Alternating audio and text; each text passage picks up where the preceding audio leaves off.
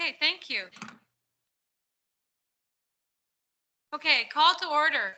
Good evening to everyone. Welcome to the Policy Committee meeting for Tuesday, February the 14th, 2023. Just a few housekeeping issues before we begin. A reminder to everyone that this meeting is being recorded on Teams, and the recording will be posted on the Halton Catholic District School Board website. Please, everyone, let's mute our laptops and use the boardroom microphones when it is your turn to speak. Please use the raise hand function in Teams when you would like to speak, and remember to lower your hand when you don't wish to speak. Could I kindly request at this time that the land acknowledgement be played?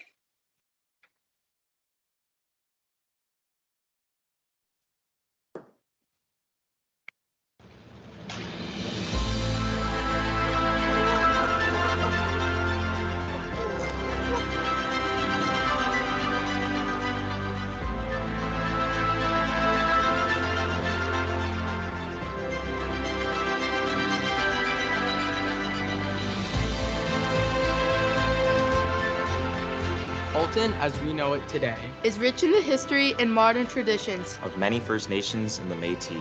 From the lands of the Anishinaabe to the Attawandaron, the Haudenosaunee, and the Métis. These lands surrounding the Great Lakes are steeped in Indigenous history. As we gather today on these treaty lands, our Catholic social teachings call us in solidarity with our Indigenous brothers and sisters to honor and respect the four directions: lands, waters, plants, animals, and ancestors that walked before us. All these wonderful elements of creation exist, gifted to us by our Creator God. We acknowledge and thank the Mississaugas of the Credit First Nation for being stewards of this traditional territory.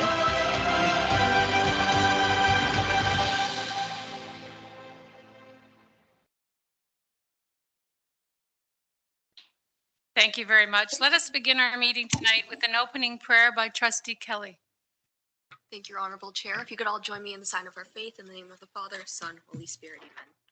Tonight, we ask that your Holy Spirit be present with us as we honor a member of our school community and a friend to many of us.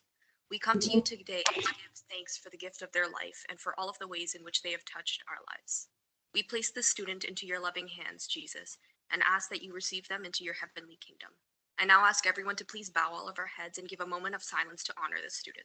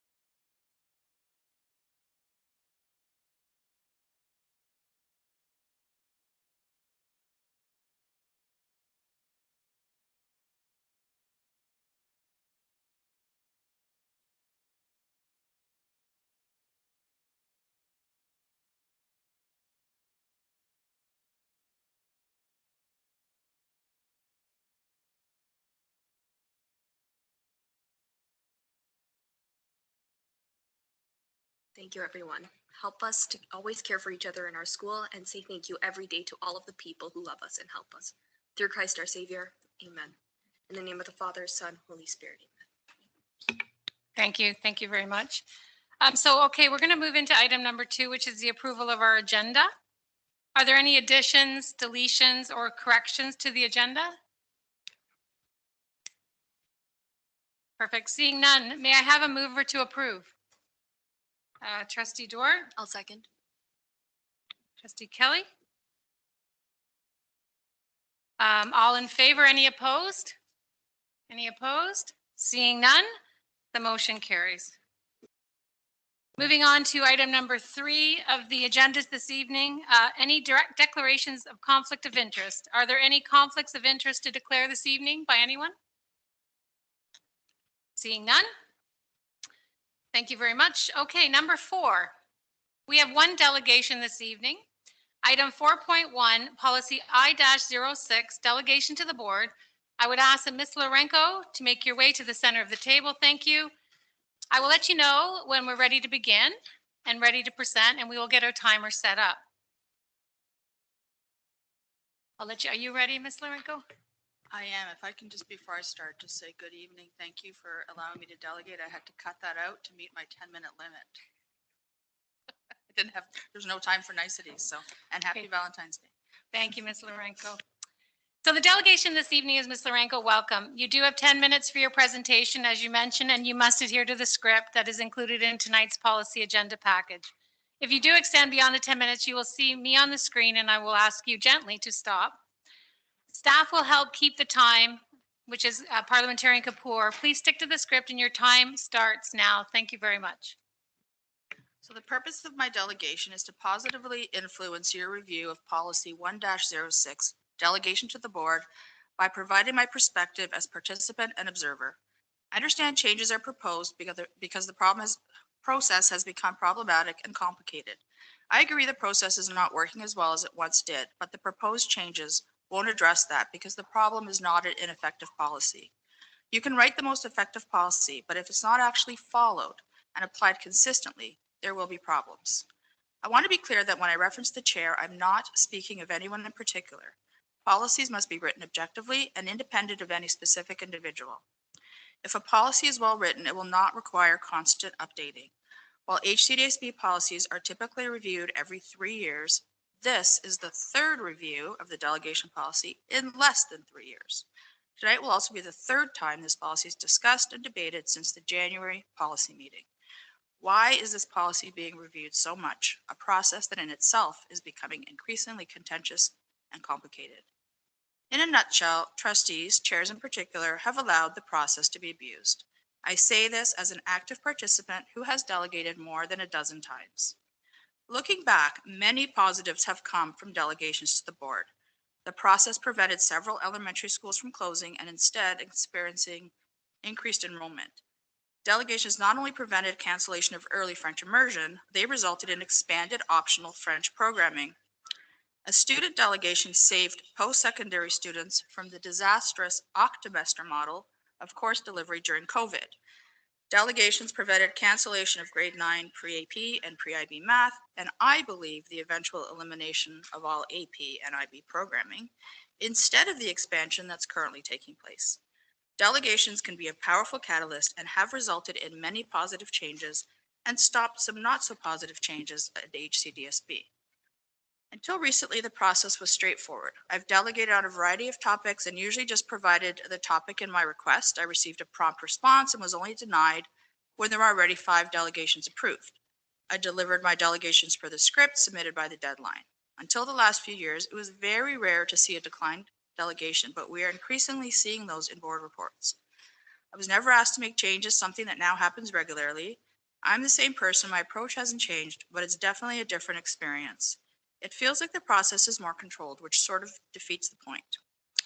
There usually weren't many questions of clarification, and the questions and answers were usually quite brief. I remember once ending a delegation with a rhetorical question and promptly being told that delegates are not permitted to ask questions.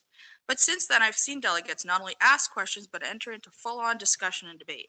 At the same time, trustees have asked questions that are not for clarification, but instead designed to make a point, make the delegate uncomfortable, or put them on the spot.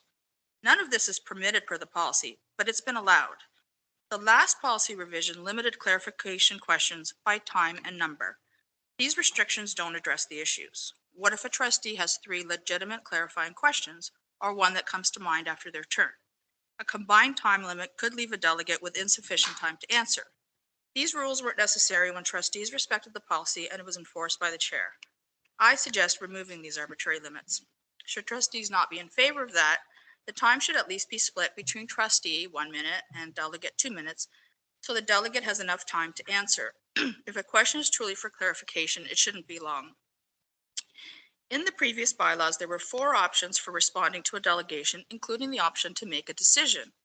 While that option was rarely exercised, it was even more rare for a delegation to be received as information. That's become the norm and the default option in the revised bylaws. While the revised bylaws do not allow for a decision, they do allow for notice of motion.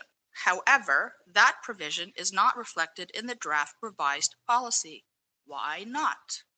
The policy is supposedly being revised to align with the updated bylaws. And now there's a notice of motion to delete this new bylaw.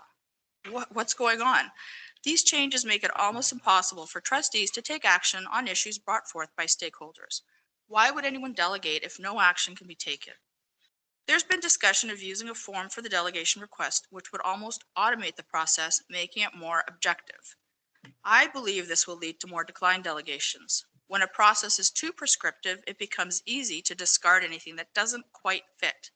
Looking back at some of the delegation success stories, I wonder if any of them would have been allowed under this process. The policy sets clear parameters for delegates, but provides no commitments from the board, not even a response to the delegation request. Requests are due by 5 o'clock, 7 days in advance, with a full script due less than 48 hours later, but there's no timeline for the board's approval. It's been suggested that back and forth communication is required to make a definitive decision. Why? This was never the case before. In my most recent request, approval was tentative, subject to receipt and review of my full script. A proposed policy amendment that would have required this was dismissed by trustees the day before, yet I was declined on this basis. Stating this as a contingency is condescending and mistrustful and not a way to build positive relationships. It's also not respectful of the effort involved. This delegation took me over 10 hours to complete. That's a lot of time and effort to risk being unilaterally and arbitrarily denied. Some boards and organizations do not even require a script in advance. In recent years, I've been asked to make changes to my delegation, which again never used to happen. The changes are usually regarding my perceptions and opinions. This is an attempt to control my message, in effect, censorship. My perception is just that, and the board needs to understand how things are perceived. That's kind of the point. I appreciate the sensitivity of criticizing staff or trustees, but remember, people don't usually delegate to let you know what a great job the board is doing. I agree that individuals should not be named or easily identifiable, but there should be some leeway, particularly where senior staff and trustees are concerned. Otherwise, how can stakeholders bring forth concerns regarding board governance or policy implementation? At the same time that a prescriptive process is being contemplated for the delegation request, there are no amendments to deal with other vague aspects of the policy, essentially giving unilateral discretion to the chair. For years, the policy has stated that accompanying procedures would be developed, yet this has not ever happened. When the decision-making is centralized in one or even two people without clear parameters, there is potential for personal bias. It is human nature. The process needs to be objective, transparent, and applied consistently and fairly. The chair not only has unilateral authority to approve delegations, they also decide whether or not to allow more than 5, and if the delegations are limited, the chair alone decides which ones are allowed, with no parameters or criteria outlined.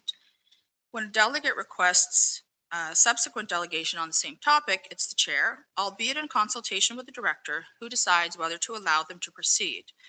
Policy gives the chair discretion to require groups with similar positions to delegate together. I've never seen this, and I don't think it's realistic or fair, especially within the available timelines. This is something that could be suggested, but should not be within the chair or trustee's discretion to require. While the policy references an appeal process, it is only with respect to subsequent delegations on the same topic, and again provides no details. While I appreciate the chair's role in setting the agenda, it is not their role to be a gatekeeper. The current policy, including proposed amendments, creates that potential. There should be criteria for deciding which delegations may proceed when there are multiple requests. Timing a request seems to be the current rule, which is fair, but should be outlined in the policy. An exception should be when there are multiple delegations on the same topic, in which there should be an equal number of delegates for each side. To allow for this, I recommend increasing the maximum number of delegations to 6. All of these decisions should be subject to a clearly defined appeal process. It's been stated that a trustee can appeal a declined delegation at the board meeting, potentially allowing the delegate to appear at the next meeting. However, this is not stated anywhere and has never happened. Such a process also overlooks the time sensitivity of some matters. The next meeting could be too late.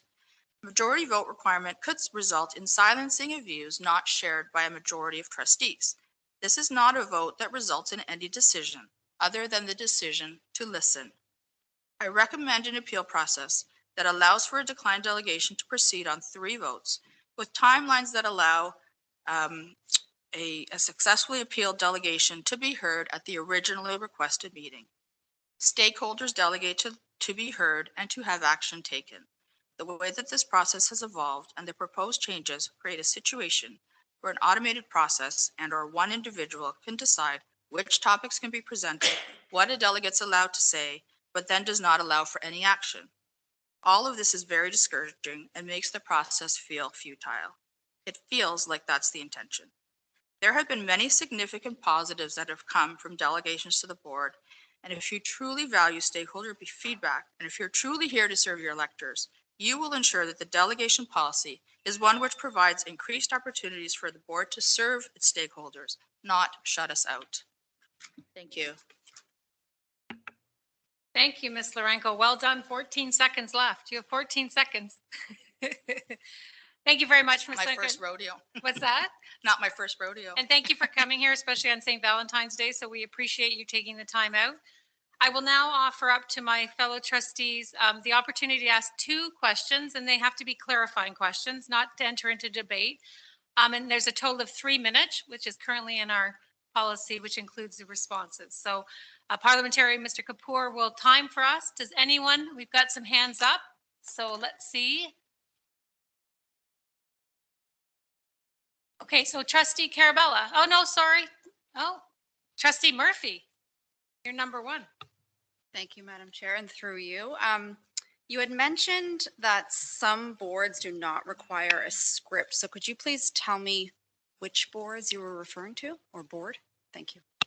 So I started to look at a few different boards and I didn't have time to get through too many, but I did notice the few that I did. So Halton District does not require, Waterloo Region does not require, Toronto District, the biggest board in Ontario, does not require, and I believe Hamilton Wentworth also does not require a script in advance. And a lot of the boards only require a request like 2 days before the meeting as well. Thank you. Trustee Murphy, do you have a follow-up? I do. Thank you, Madam Chair. So just to clarify, absolutely no script required. They can ad lib their delegation, correct? As per my reading of their policy, yes, that's how it appears. Perfect. Thank you. Okay, moving on to Trustee Carabella. Thank you, Madam Chair. Thank you for the delegation. You mentioned that some of the success stories you have come from previous delegations, and then mentioned that you fear that under the current proposed delegation approval process, these delegations may never have been allowed. Why do you think that? Can you clarify? Yeah, definitely. I really, in listening to all the debate on this policy, I really have reflected on that because, as you know, I've been here many, many times. And not something that's specifically in the policy, but more in the discussions that there would be this form, my understanding, this form that was discussed, you'd pick a category. If it's not a category that's on the list, you're automatically kind of maybe denied. So I thought back to some of these delegations, like I said, and I know when the French immersion was, the board was going to cancel the French immersion program. I remember superintendent saying to me, that shouldn't even be before the board. That was never a board decision. That was a staff decision. So they shouldn't be allowed to cancel it. So I could see that one not being allowed. There's always this sort of, to me, it's a little bit of a gray area. Something's operational. That doesn't come before trustees, right? So the model of delivery for secondary courses under COVID, octomester, quadmester, whatever, that's kind of, to me, that is an operational thing, right? Like how the scheduling's done. So if that was deemed operational, that may not have been allowed. And to me, that was a really significant one. The pre-AP and pre-IB math, at the time, the messaging from the board was that that was required. It was part of the ministry mandate for de-streaming, which in fact it was not. But that was the messaging. And so if that was the board's position, I could see the board having said, well, this is a ministry mandate. Of course, we can't change ministry mandates, right? So there's no point in delegating. But part of that whole process was bringing it to light that was not in fact part of the ministry mandate. So I fear that those things may not have, if the process is too cut and dried, that those things may have never happened. And those were some pretty significant ones. Thank you. Trustee Carabella, you have 55 seconds left. Do you have another question? I don't run. Can I add to the response? Sorry, because it's just something else. I Sure. thought of in that 55. And again, too, like, I don't know, like my understanding of it was there would be certain categories. So let's say a category was curriculum. Sometimes parents might not know, like they might think French immersion or AP, they might think that's a curriculum thing and they might tick that box off, in which case, well, curriculum, we can't set curriculum. Those aren't actually curriculum, those are optional programs, right? So parents might not know kind of what category to tick off. So I see some issues with such a, and other boards do have forms, but the form is more similar to what we send in an email. It's just like, give me a description of what you want to talk about. So I'm concerned about sort of boxes. If that makes sense. Thank you, Ms. Lorenko. Okay, so moving on, the next in line would be Trustee Dwart. Thank you, Madam Chair. To our delegate, on page 5, para 2, you have mentioned here that the chair has unilateral authority to appeal or decline delegations. Could you point out to me in policy I-06 where it states that and how you came to this conclusion? Sorry. So I state that the chair has unilateral authority to approve or decline delegations. Yeah. So could you reference the policy, please? Sorry? Could you reference it in the policy? I don't have the policy in front of me, and I'm not sure that it actually says that in the policy, but in my experience, which has been evolved over 7 years, that's how the decision has always come to me. It seems to be a chair decision. I don't see other trustees involved in the process at all. Thank you, Madam Chair. My second question. Yeah, I was just about to ask, do you have a second clarifying? Yes, I do. Not a clarifying, it's the second question. To delegate again, on page 6, para 2, you have said the trustee, you talked about the trustee appeal process. And you say that in the on line 4, you say this has never happened at our board. Have you verified to make sure that the appeal has never happened at our boards in board meetings? Or I'm referring to our statement. You say it's never happened anytime at our board. So I have not watched every single board meeting in the last 7 years, but I have watched most. I have watched many. I have never seen it happen. So I guess I know I'm not allowed, as I said, I know I'm not allowed to ask you questions, but I guess I would say, does anyone have an example where it has happened? I'm just asking questions, Madam Chair. I have done my 2 questions. Thank you. Thank you, Trustee Dwart. May I ask just some housekeeping? A couple of trustees that have already spoken, lower your hand so I don't get confused pretty much. Okay, thank you. Over to you, Trustee Kennedy. Thank you. Ms. Lorenko, thank you for your delegation.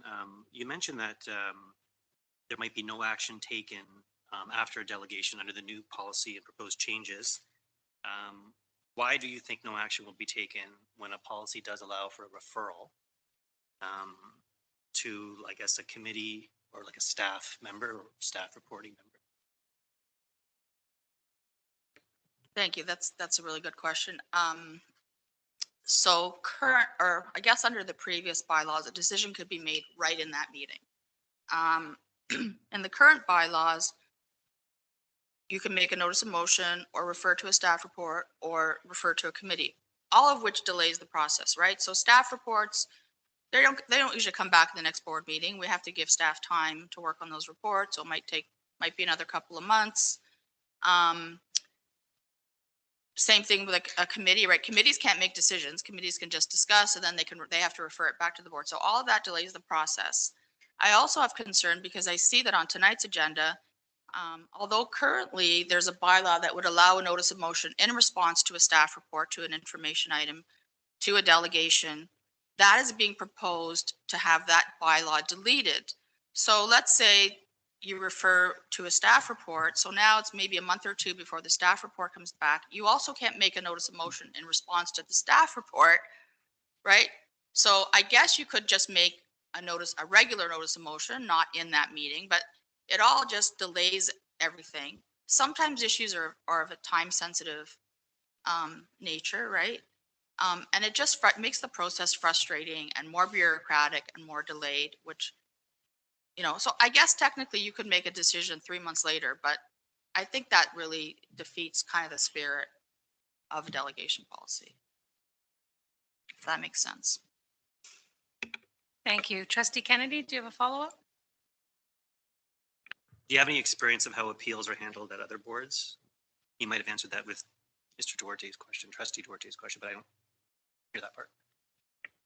How they handle appeals at other boards for different delegations? So like I haven't watched a lot of, I watch a lot of our board meetings. I don't watch other boards, but in quickly reviewing, and I admit it was, sort of a cursory quick thing,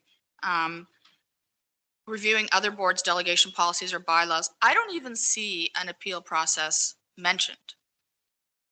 I don't see an approval process for delegate. I see like delegation requests are due by this time, maybe, but I don't see any mention of an appeal.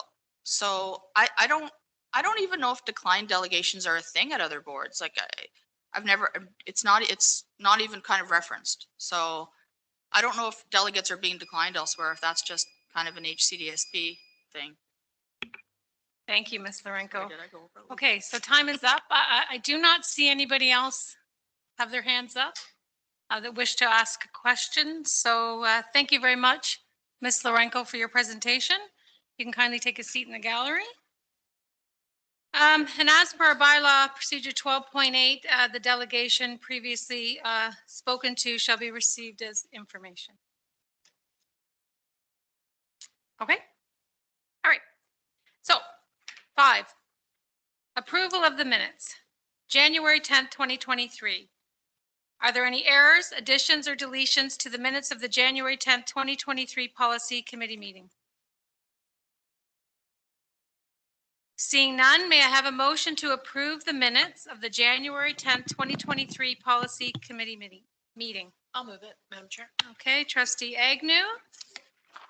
A seconder, Trustee Duarte. Okay, does anyone oppose? All in favor, the motion passes and the minutes are approved. Thank you very much, everybody. Item number 6, action items. Moving on to item 6, action items. So item 6.1, which is our next item on our agenda, is the Halton Catholic District School Board procedural bylaw and the accompanying amendments, which we will deal with on an individual basis. So item 6.11, first up, trustees, can I have someone please move that the policy committee recommends that amendment to HCDSB procedural bylaw article 3.8.1 and 7.2.2 be forwarded to the, something's wrong there, to the February 21st. So could I have someone move this amendment be discussed at the policy committee? Trustee Duarte, thank you very much for that.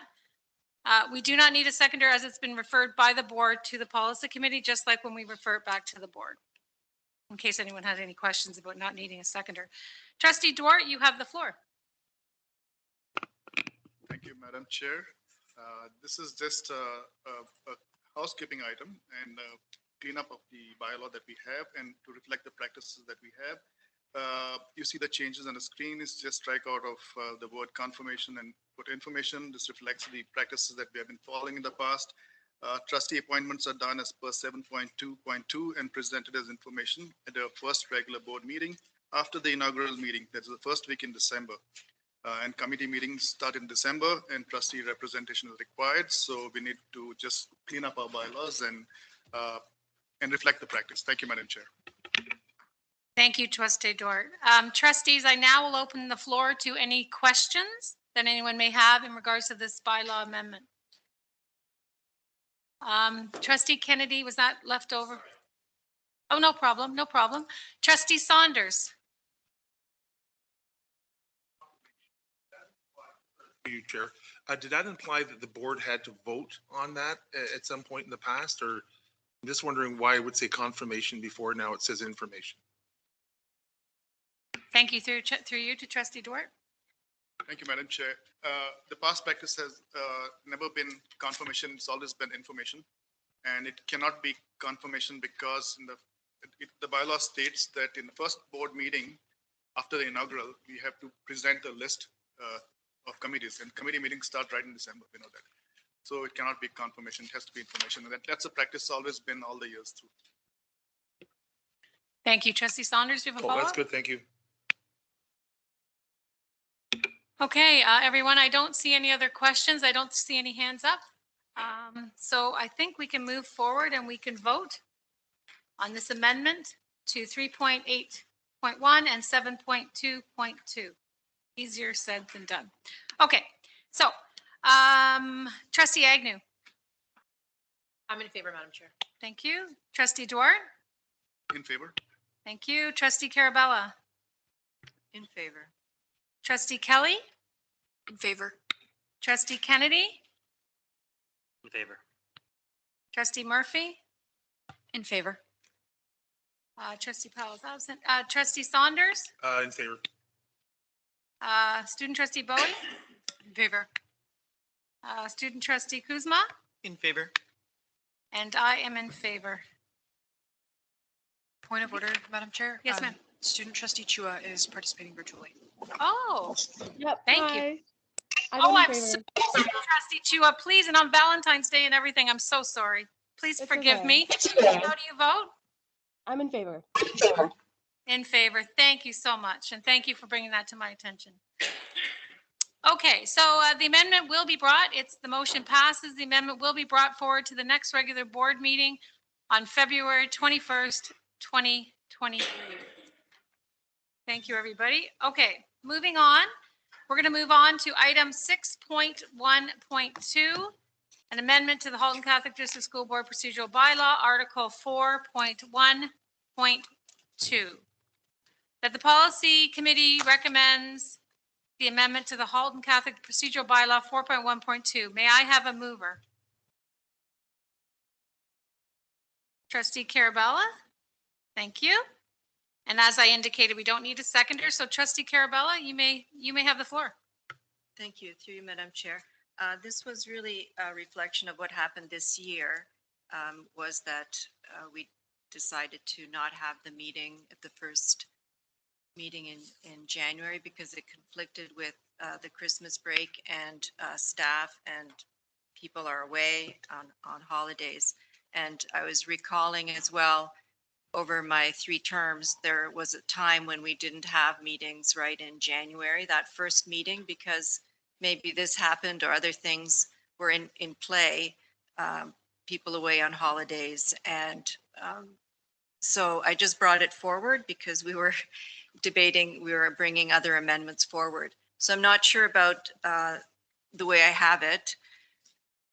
If it's, I certainly don't want when I say Christmas break, I wouldn't want that to impact the Keeping Christ in Christmas. In my mind, I was just thinking of that first week in January.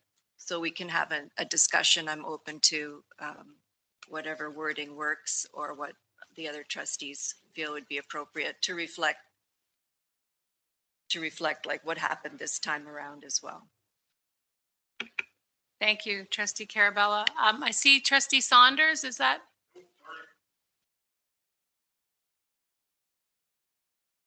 Any other trustees would like to speak to that? Okay, Trustee Agnew. Thank you, and through you, Madam Chair. So just a question on that.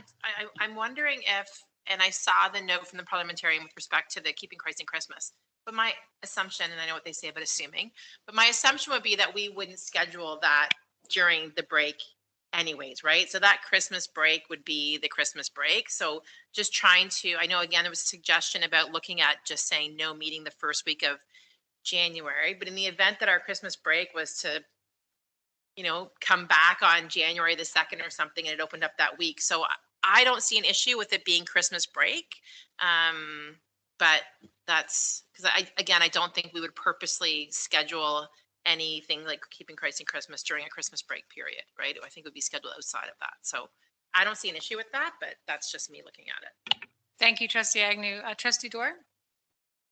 Madam Chair, just to build on this item, I'm thinking any board-related holiday should be in this, included in this. Christmas break is okay. Just my thought, just wondering if there could be a situation where there could be any board break, holiday, which you want to incorporate in this besides Christmas break. Trustee Duarte, I'm going to defer to Director Klein. Through you, Madam Chair, I think they're covered. I think we're covered in this. Thank you, Trustee George. Do you have a follow-up? Just a does anyone else have any Ariana, Trustee Chua, do you have any questions? I do not. Thank you. I just wanted to offer up for public consumption whether we do say right now that otherwise the meeting would occur, the chair can reschedule of something that's happening during March break. We don't want to reschedule anything during Holy Week, but could we maybe have a friendly amendment and said the chair can reschedule for March break and Christmas break, just in case there's some sort of business that we need to discuss? Trustee Carabella, yeah. Thank you, Madam Chair. I think that the way that we had worked on the wording was that if there was something important, that a special board meeting can be called, which would maybe take care of that. That makes sense, just to make sure that the hands aren't tied in case there's an order of the business that we don't want to do it during Christmas. We don't want to do it during Holy Week or March break, but to make sure we have some room for the chair to reschedule. So can I ask, sorry. Go ahead, Trustee Carabella. So can I ask a question? By leaving it as Christmas break, are we, or was there a suggestion to alter that from the parliamentarian to make it more clear? Thank you, Trustee Carabella. Mr. Kapoor, could you speak to that, the intent of the suggestion? Certainly, Chair Ahern-Cernoda, thank you. There are rare occasions, 1 week, 1/7 of the time, the second meeting in December occurs during Christmas break. And that is when Christmas is on a Saturday or a Sunday. When Christmas is on a Saturday, then the Christmas break following your previous pattern starts on Monday, December 20th, and therefore Tuesday, December 21, which would be your second regular meeting in December, would be the one that occurs during Christmas break and would be canceled. That occurs 1 time out of 7 in the cycle of the way days march through dates. Thank you, Mr. Kapoor. I see some hands up. Trustee Dwar? This is from before. Thank you, Trustee Dwar. Trustee Kelly? Yes, thank you. Through you, Madam Chair. Just with that, with the parliamentarian's recommendation, could I propose a friendly amendment to have it say winter break because Christmas break would also include the New Year's? That way it includes both New Year's and Christmas and the week following during that, or it's 2 weeks, yes, but like also the week of whenever the New Year's would be as well. Because I'm assuming it would be all inclusive. I'm sorry, Trustee Kelly, my hearing's going. What did you say? Like if we could, I propose a friendly amendment to make it as like winter break or the holiday break, just because it could include as well the New Year's, because I understand that it would be the 2 weeks, but also so that we don't schedule anything that week of when they're both. Thank you, Trustee Kelly. Trustee Carabella? Thank you, Madam Chair. I think I like the word Christmas better, but I'd prefer that state Christmas. It's more clear, but maybe after the word Christmas break and in parentheses, it could say like first week of January. Like so that even December is not Thank you, Trustee Carabella. And some information came, Trustee Kelly, is that in our calendars, it's referred to as Christmas break. So if we leave it as, it'll be consistent with our school calendars as well. So that makes sense. Thank you, Superintendent Pakaich. So you're a friendly amendment to your own amendment to say first, so we just want to get across that we want it to be in the meeting in January, not the meeting in December. So can't we just take the meeting Christmas break in January? Sorry, Trustee Kapoor. Parliamentarian, Mr. Kapoor? Sorry, Chair. Right now I understand that the motion as worded is that any meeting that occurs during the 2-week Christmas break would be canceled.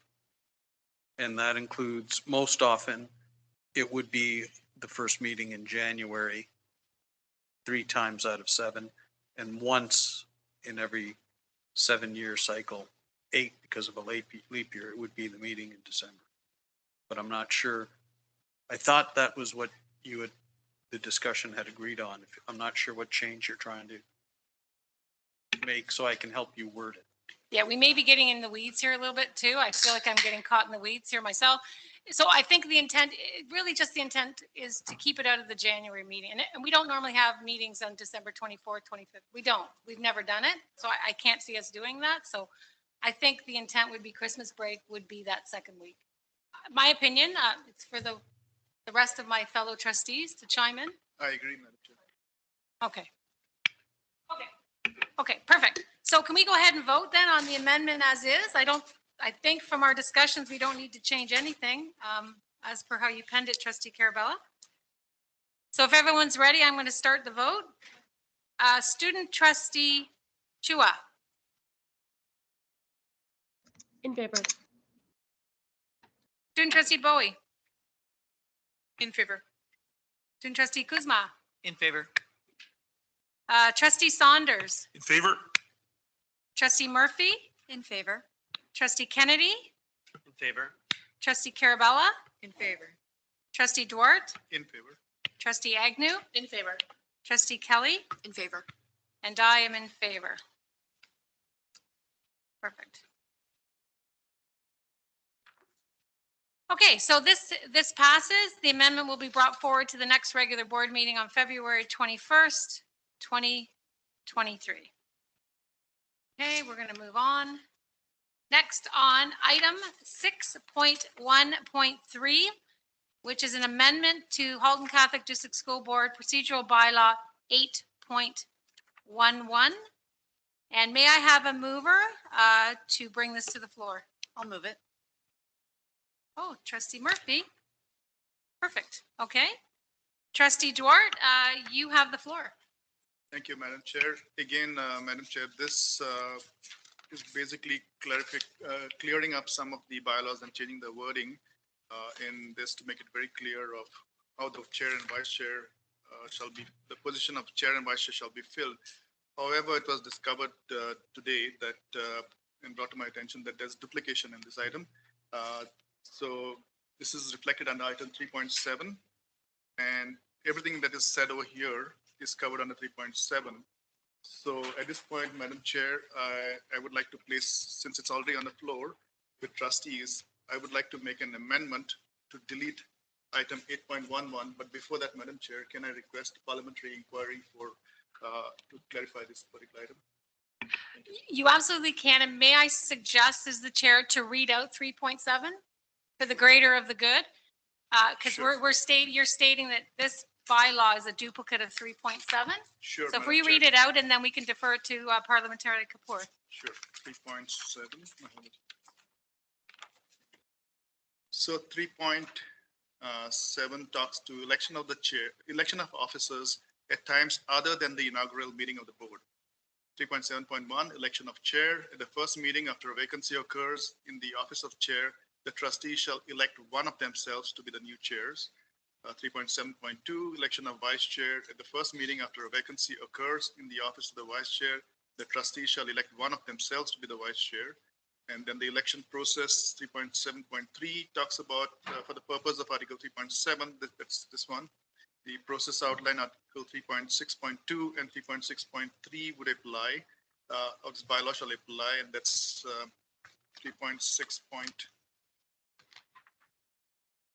Talks about election process, and the secretary would be conducting the election.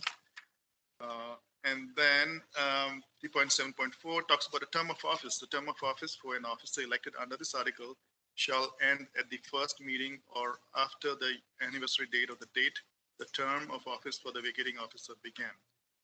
So I think it's covered. 8.11, whatever is specified in this is already covered in that, Madam Chair. That's started off as a correction, but you observed that it's a duplication. Thank you, Madam Chair.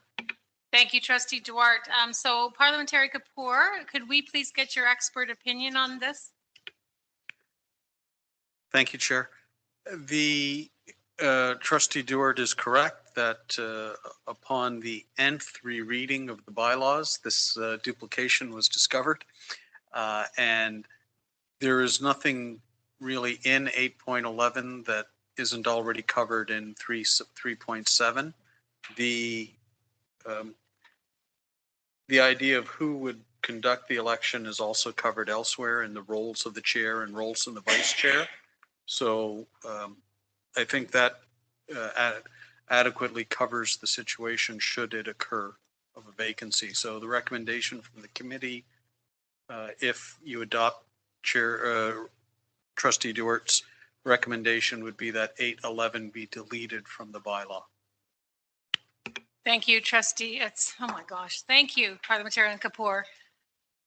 Trustees, do we have any questions or do you have a clarifying? Yep. Since the motion is on the floor, I'd like to make an amendment to delete item 8.11 and I move. You need a second, right?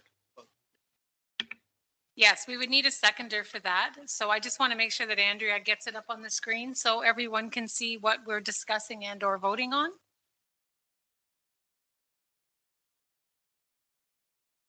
So you've moved this, so you'll need a seconder. Do we have a seconder for this amendment to the amendment? I can second. Thank you, Trustee Agnew. We'll just give Andrea a few minutes.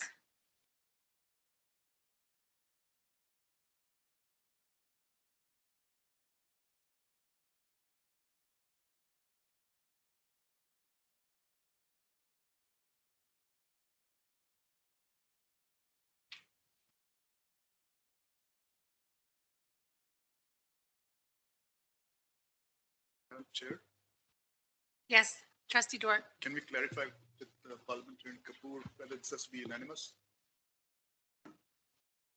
To move the amendment to the amendment? No, to delete item 8.11. Should it be a unanimous vote, trustees? Sure, absolutely. No, can you? I was just I'm not about to, sure. can I do that now? Okay, thanks. Parliamentary Kapoor, do we need unanimous vote to pass this amendment to delete this complete bylaw, 8.1.1, 8.11? It's a small stretch of the concept of scope of notice from changing it to deleting it. So it would be ideal if you were, if it was done unanimously. Okay, duly served. So it'll be a unanimous vote. We need to all be on the same page to get rid of this, I think.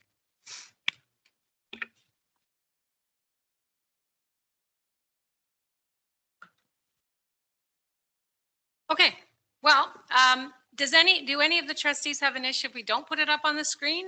Because we're having technical difficulties, I think. Oh, spoke too soon.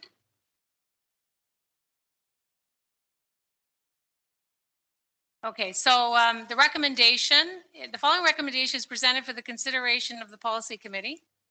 Moved by Trustee Duart, seconded by Trustee Agnew, that the policy committee recommends that the Halton Catholic District School Board procedural bylaw 8.11 be deleted and forwarded, I guess, to the February 21st, 2023 regular board meeting for final approval.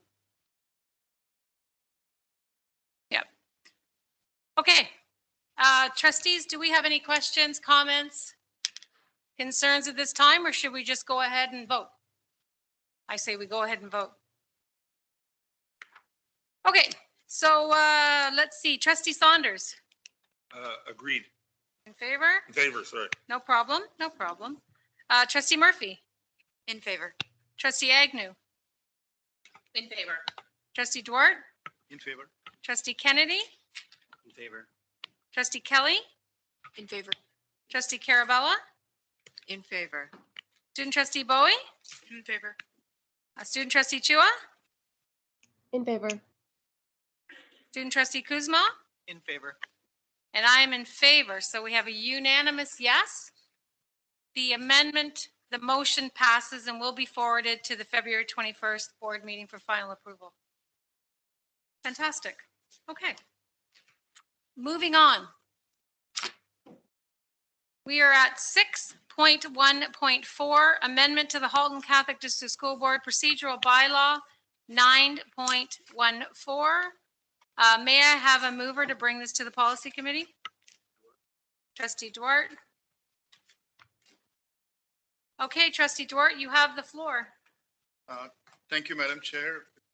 So this again was trying to make it clear to trustees, but I have an amendment to this, and I'm hoping it will be a friendly amendment to this.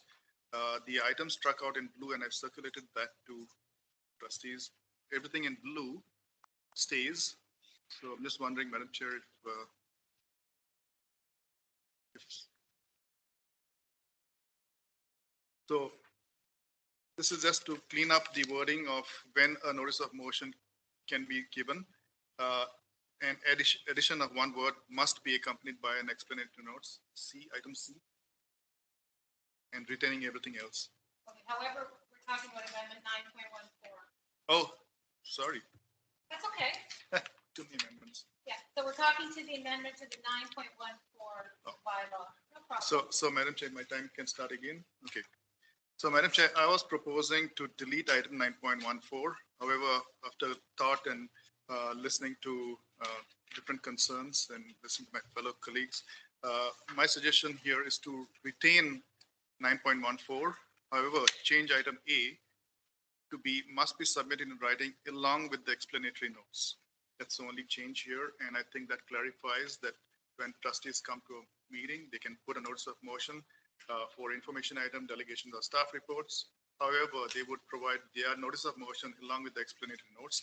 And that would solve a few problems in the sense that that staff would not have to follow up with them after the meeting for providing the explanatory notes, and gives the chair gets enough opportunity to give the information to trustees. Trustees get enough time to think about it, and we just move on as a process. So Madam Chair, that's my notice of motion and my explanation.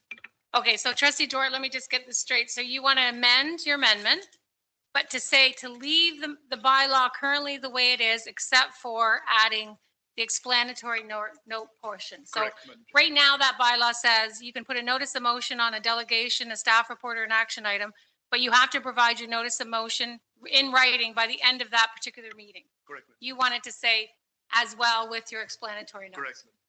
Okay, perfect. Okay, I just want to get straight what you've got. So fellow trustees, do we have any questions or clarifying comments? No? Oh, Trustee Carabella, there you go. Thank you, Madam Chair. The only thing I'm thinking that is that if this happens during a meeting and we make the notice to give the explanatory, have everything ready by the end of the meeting, you're sort of then concentrating on getting that done and not being able to be engaged in the rest of the meeting. It's harder. So I don't know if, it has to be exactly at the end of the meeting or by midnight or something, that gives you a bit of chance to reflect if the explanatory notes need to be more explanatory or just, basically, I'm doing this because A, B, and C, or if you'd like a bigger explanation. Thank you, Trustee Carabella. Trustee Dwart, would you like to speak to that? Sure. Thank you, Madam Chair, and to Trustee Carabella. The same analogy applies to when you're writing the notice of motion. When you're writing the notice of motion, you're obviously not paying attention to the meeting. So same thing happens with the explanatory notes. That's number one. Number two is that the explanatory notes do not have to be very detailed. You're just providing, you're obviously writing a short notice of motion, provide me a report, and you're going to say, provide a report with these details. That could be your explanatory notes and why you feel like it. It could be just a couple of lines. It does not have to be a long descriptive thing. But the reason this is put in here is it just finishes everything at the end of the meeting. You're done. You're gone home. But again, if trustees would like that change, it's open for discussion. It's basically to keep everything together, tight. You're done. You move home and forget about it. So. Thank you, Trustee Dort. I see we have another hand up. Student Trustee Bowie. Thank you, Madam Chair, and through you. Just for clarification purposes, so this, if a trustee, for example, wanted to write a notice of motion that was more detailed and thought out, this doesn't preclude them from presenting that at the next meeting, right? So they could still do that? Thank you, Student Trustee Bowie. I would say that doesn't preclude that, but Trustee Dort. So when a notice of motion is presented in this policy, at the policy, in this location at the board meeting, that will automatically get transferred to the next board meeting. You can, however, put another notice of motion It doesn't stop you from doing. Thank you, student trustee Bowie. Any other clarifying questions? Trustee Carabella, do you have another question? No. No? Okay, so we'll all put our hands down. Thank you. Okay, so do you want to move forward, trustee Dort, with a friendly amendment here? Because you're not really changing, you're adding, what's that, 5 words to the current bylaw? Madam Chair, so yes, for sure, for sure. Fellow trustees, do we have an appetite for making this a friendly amendment? Or is anyone opposed to this addition? Trustee Saunders? Yeah, I think it's too complicated. It just adds too much complication to what we have. So I would not be in favor of that. Okay, so fair enough. So we can't do it the friendly amendment way. We'll do it as an amendment and then we'll do a proper vote. Okay? All right, so we're going to vote, and what we're voting on is the bylaw with the additional words under subsection A must be submitted in writing along with the explanatory notes before the adjournment of that meeting. That is the only change to that bylaw that we are voting on currently, correct? Okay, awesome. Okay, so let's take it to a vote. Trustee Agnew. In favor. Trustee Duarte. In favor. Trustee Kelly. In favor. Trustee Murphy. Opposed. Trustee Kennedy. Opposed? Trustee Saunders. Opposed? Student trustee Bowie. In favor. Student trustee Chua. In favor. Student trustee Kuzma. In favor. Trustee Carabella. Opposed. And trustee O'Hearn, Charnota is in favor. So it's 4-4, so it fails. So that does not go forward with along with explanatory notes. And my understanding is now this bylaw remains as is, or do we go back to the original?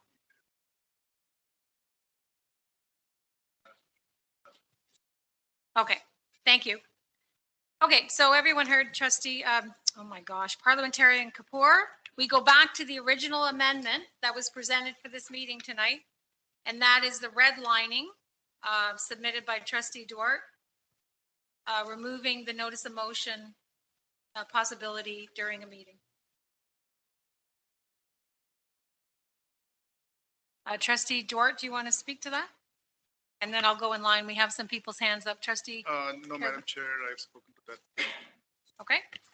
Okay, so first in line, trustee Carabella. Thank you, Madam Chair. I do have my hand raised from last time, but I'm not in favor of deleting this opportunity for trustees to put forward a notice of motion during a delegation or an information item or a staff report.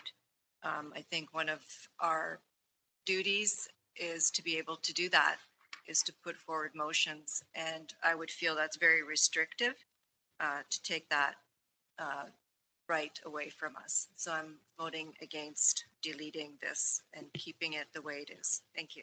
Thank you, trustee Carabella. Student trustee Bowie.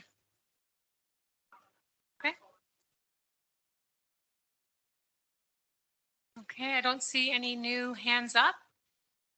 So we will vote, and we're voting on the amendment to the procedure 9.14, which is item 6.1.4. Okay, so we'll take it to a vote. Sorry, point of order. Sorry, I'm not sure what we're voting on. Like, I understand that we're going to, the motion will stay the way it is and won't be deleted. Is that right? No, sorry, trustee Saunders, let me clarify. So what we're voting now is what the original amendment is that trustee Duarte put forward with all the removing all the red line items on the current bylaw, which would remove the ability to put a notice of motion in during a meeting. So you would not be able to put a notice of motion on a delegation, an information, or a staff report. So This is the actual, sorry, this is, let me just finish. This is the actual policy that's in our package for tonight's meeting. That's what we're voting on right now. Sorry, so if we vote in favor, then this entire thing disappears. We won't be able to bring motions forward. Is that what? If the will of the board is to vote in favor of this, you will not be allowed to have a notice of motion during a meeting. So if you vote in favor of this amendment, Yeah. you are indicating you do not think we should be able to have notices of motion during a meeting. Okay, thank you. Okay, yeah, thanks. Madam Chair, sorry, it just during, Yes, Tracy. just during delegations, right, specifically? Well, this bylaw speaks to delegation, staff reports, and action or information items. Any other questions? I want to make sure we're all good and we understand what we're voting. So any more clarifying questions? Okay. All right, let's move forward to the vote, to the amendment to 9.14. Trustee Saunders. Opposed. Okay, Trustee Murphy. Opposed.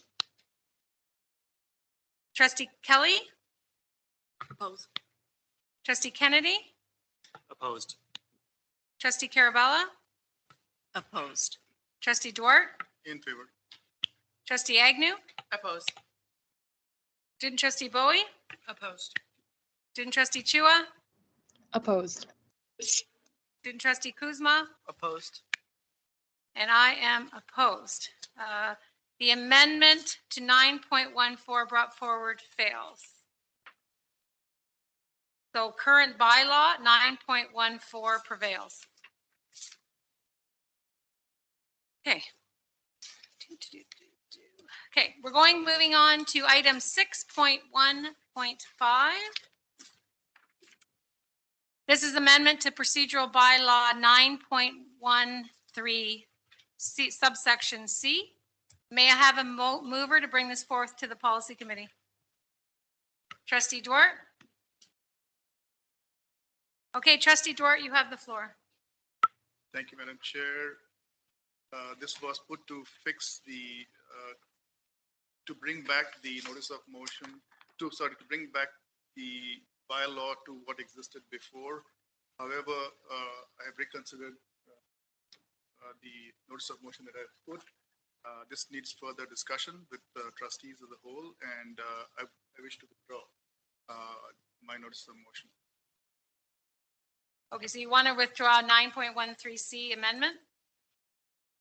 Sorry, Madam Chair, I think I got my pages wrong here. That's okay. Oh, okay. Happens to me all the time. Let me correct myself now. Yeah, that's so fine. Going back to 9.13, I had my pages It's wrong. erased.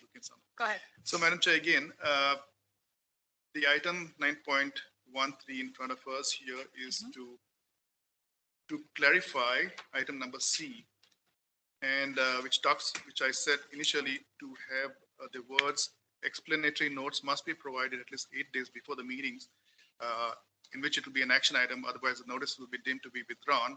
I wish to again delete that and revert back to the wording that existed in the past bylaws and introduce the word must be accompanied by an explanatory note. So when submits a notice of motion. Sorry, if we can scroll up on the, sorry. Thank you very much. So in the past, it was must be accompanied by an explanatory notes. And that word was changed to may in the bylaw review. However, when you submit a notice of motion by 3 p.m. on the Monday, it is good practice to submit your notice of motion so that all trustees are aware of it. And therefore, I'm suggesting a change. Delete the words in blue that I originally proposed and introduce the word must at item number C. Delete the word may and change to must. Thank you, Trustee Duarte. Trustee Carabella, you have a question?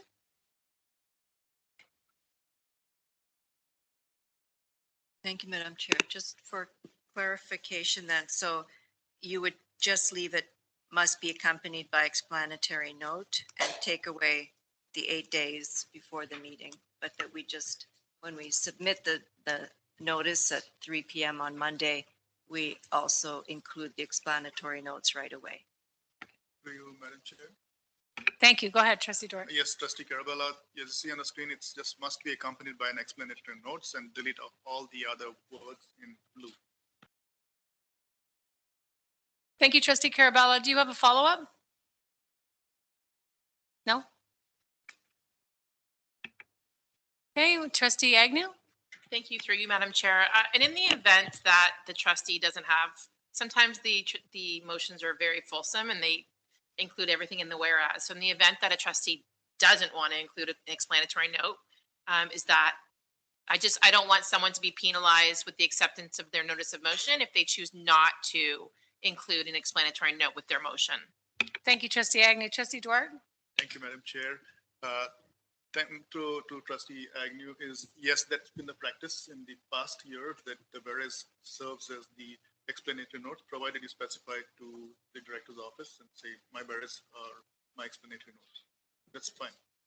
Thank you, Trustee Duarte. Trustee Agnew? Thank you. So wouldn't then the word may cover that off then, as opposed to must?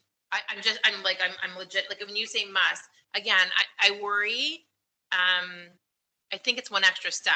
I worry that at some point, someone's not going to include an explanatory note with their motion and they're going to be denied with that notice of motion or something's going to happen. So I do like the word may, because if trustees feel that there's more information required with their notice of motion, great. If they don't, that's okay too, because some of those motions do stand alone. So that's my only concern with that. Thank you, Trustee Agnew. Trustee Duarte? Again, thank you. So, Madam Chair, if you have the word may in there, it allows trustees never to submit an explanatory note at no point in time. So even when it comes to the board, all the trustee needs to do is submit your motion, and that's it. You don't need to provide any notice of motion. Whereas under the Education Act, it says that the chair of the board has to provide trustees with information to come to the meeting prepared. And the explanatory notes are information to trustees to make a proper decision on the motion. So if you say may, then you don't have to provide notice of the motion. And if you have the word must, which is always there in the past, it worked very well. I think trustees all need to have the information to make a good decision. So that's why. Thank you, Trustee Duarte. Follow up, Trustee Agnew. I do, because we just 2 seconds ago just had the conversation that trustees may not want to include an explanatory note. So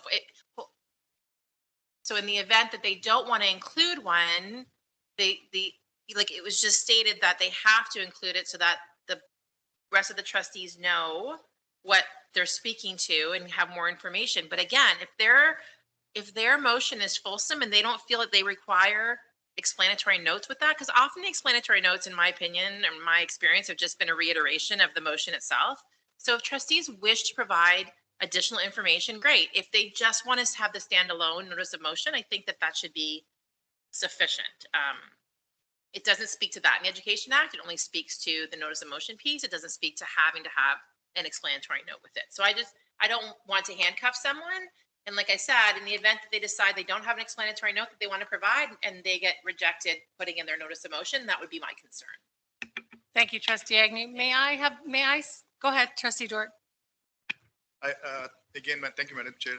As I did mention to Trustee Agnew, that in the past the whereases have been accepted as your notices of or your explanatory notes, which is fine. Some information provided to trustees is fine, which is acceptable. Thank you, Trustee Duarte. May I just offer up for the consumption of the policy committee that maybe we could meet in the middle, that even though it says must provide explanatory notes, if a well-written motion has a lot of whereases, your explanatory note could maybe just be see my whereases? Because really, if I'm going to write it, in my personal opinion, if I'm going to write a notice of motion, I want people to really understand what my notice is, because I want them to vote for it, right? So if we say must, then if you provide and say, hey, my explanatory notes are in the whereases, that would suffice that criteria. As long as it's not up for it to, we have a different chair come in, I don't want anything to be left up to interpretation. So if that's the case and that is fine, then I think actually it should say same, because these are what we use to dictate the process in which we do these things. And if we're leaving that, again, if we have a different chair that comes in and says, no, the word right here says must, and someone says my motion is my explanatory notes, they may deem that to not be an explanatory note that accompanies that. So again, I'm trying to remove any, leaving it up to the discrepancy of the person making the decision on the submission of that notice of motion. Thank you, Trustee Agnew. Trustee Duarte. Sorry, just Trustee Carabella. I hate to point you out. I don't know if you have a question or not. That's all. Trustee Duarte. Once again, I'll just say, Madam Chair, the word must has been there in the bylaw right from beginning, never been an issue. So again, it's up to trustees to decide what to do. That's it.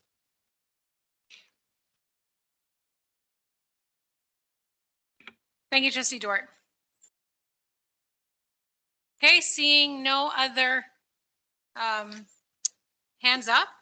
I just wanted to, I'm going to offer this up. Do we have the appetite for a friendly amendment where we would say must be accompanied by an explanatory note or pointing to your motion? Per Trustee Agnews? Must be accompanied by an explanatory note or referring to the motion. Sure. Any other comments from any of the trustees? No. Too wordy? Okay, too wordy. Okay. Okay, so let's go ahead and vote on the amendment. I see no other hands up. So let's go ahead and vote. Trustee Agnew. I'm opposed. Trustee Dort. In favor. Trustee Carabella. Opposed. Trustee Kelly.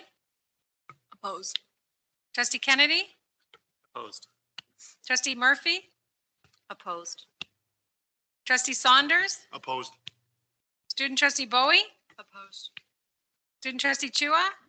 Opposed. Student Trustee Kuzma. Opposed. And I am in favor. So the amendment fails. It goes back to the original bylaw that we currently have. Thank you, everybody.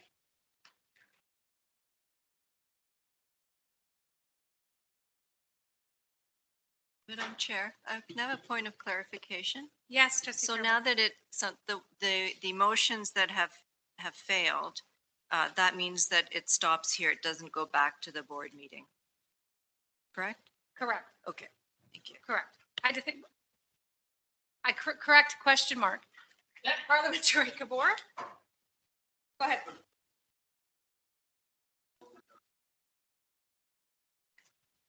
Okay, so we're going to put a pin in it, and when we're finished all the bylaw amendments, just Parliamentarian Kapoor, can you run for? Okay, move on. 6.1.6. So this is an amendment to the procedural bylaw 9.5. May I have a mover? I'll move it. Thank you. Trustee Carabella.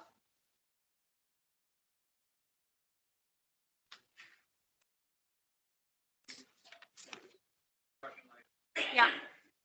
Yeah.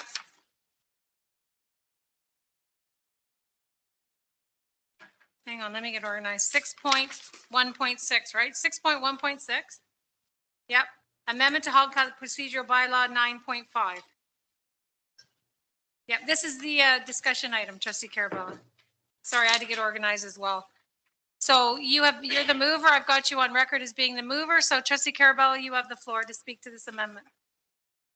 Thank you, Madam Chair. I'm putting forward this amendment so that I think to have this section on our order of business, we don't have currently a category for discussion items. That's why I'm proposing it. Right now, if there is a item that's not an action item, action items go under the category of action. And if we bring something to the board table at the approval of the agenda, this is that we want to add something as a discussion item. I wanted this category. We do have precedents for this, but it was hard to place an item. They were placed under information items and miscellaneous items. And this is not coherent with the definition as defined in our bylaws, Article 2.14. So an information report reads, means a report submitted by staff and presented at a board meeting for the information of trustees. The information is deemed to have been received by virtue of inclusion in the agenda, and no action is required. So if a trustee brings a discussion item, either at the approval of the agenda or a week before when they ask for an item to be put on, it doesn't follow under this definition of an information item. And then a miscellaneous information is defined as means information of a general nature provided to trustees at a board meeting The information is deemed to have been received by virtue of inclusion in the agenda and no action is required. So we don't really have a spot. These are both information and given to trustees. But when a trustee wants to bring something forward, I think we need this category of a discussion item. We have, here I wrote in my explanatory notes, we have a problem of where to place discussion items as it does not come from senior staff with accompanying materials. Discussion items could be a current issue or an issue that trustees wish to bring to the table for discussion at the board meeting. And then I also wanted to mention that we even, in our bylaws, it does allude to discussion items. So if we look at Article 9.8, it says items not included on the final agenda shall be handled in the following manner. Any item at the regular meeting of the board for discussion or information only may be added to the agenda with the consent of 2/3 of members present and voting. So I emphasize that they're already saying that we can bring an item forward for discussion. So I'm proposing with this amendment that we would include that as an agenda item and continue our meetings with that. And then also, so it didn't show up on the submission of the notice of motion, but I did have a suggestion. Now we would have to amend the bylaws to include a definition of discussion item. And it would be a discussion item, this is my suggestion, a discussion item is brought forth by a trustee at the approval of the agenda with a 2/3 majority vote, or else requested to be placed on the agenda as per Article 9.6, Bullet 5, which states that we can bring an item forward if we place it in writing before the chair a week in advance, and the chair and the secretary of the board will then choose to put it on or not, I think, right? They have the discretion, and that no action is required. So a discussion item would not be an action item.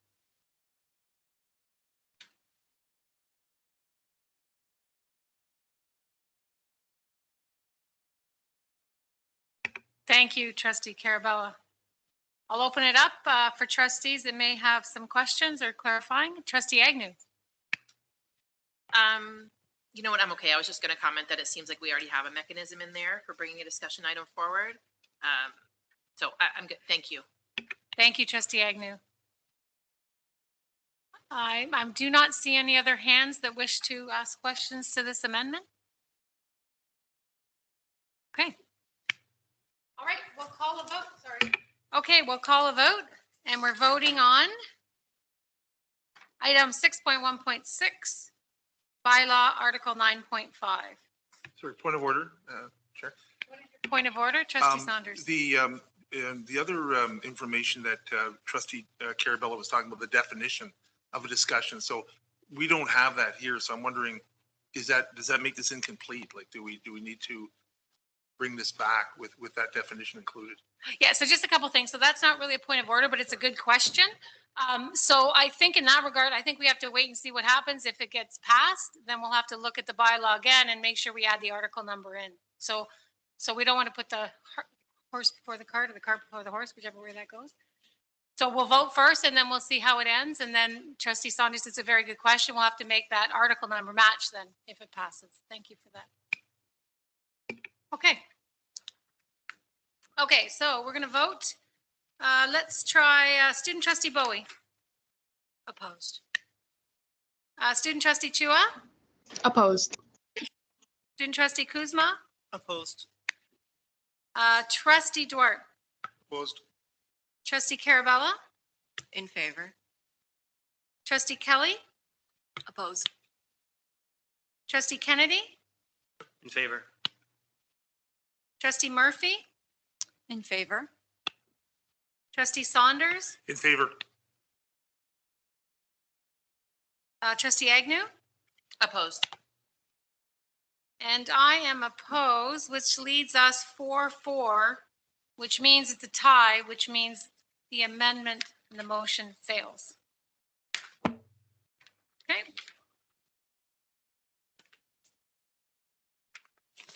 Sorry, folks, let me just get organized. Now we're moving on to item 6.1.7.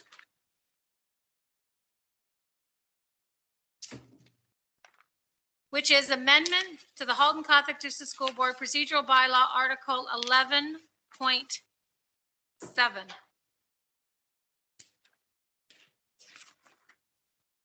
Okay, so could I please get someone to move Bylaw Article 11.7 amendment come to the Policy Committee? Trustee Carabella? Yeah, I'll move it. Thank you. And Trustee Carabella, as this is your notice of motion, you now have the floor. Thank you, Madam Chair. So I'd like to bring this forward. It's regarding the appealing the ruling of the chair and how we follow the process. So I wanted to add an extra step. I did check Robert's rules about appeals to the ruling of the chair. And the characteristic is first that it is debatable. So right now we have that you cannot debate it. So I wanted to strike that out. And I did put the words in from Robert's rules about when it can be debated, but I would sort of defer to suggestions of my fellow trustees and the parliamentarian. My goal is that when we have a ruling of the chair on a point of order, or if something's in order or not, as it stands right now, if a trustee appeals the ruling of the chair, there is no debate and no explanation why they're appealing, and it's just taken to a vote. So I'm proposing that we do have the opportunity, and it was suggested that to avoid a long discussion, and it's not to have a protracted debate back and forth, but that the person appealing would have the opportunity to explain why they are appealing a decision of the chair. Because a decision of the chair can be then taken to the assembly and they are allowed to vote on it. And if the person making the appeal doesn't have the opportunity to explain the appeal, then I think that the transparency is not there because they don't have a chance to explain why. And I think that this better reflects Robert's rules that first say that a characteristic of an appeal is that it's debatable. I wanted to say,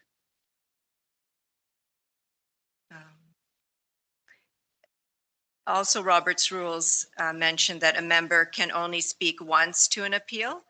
However, the chair can speak more, usually twice. And I'd be happy with that, that the person making the appeal, it doesn't have to be a debate where it goes around to each trustee, but just the person who makes the appeal. And again, to me, it makes sense that you can appeal the ruling of the chair and be able to provide an explanation. And this will help the assembly, all of us, understand the ruling of the chair and also the reason for the appeal.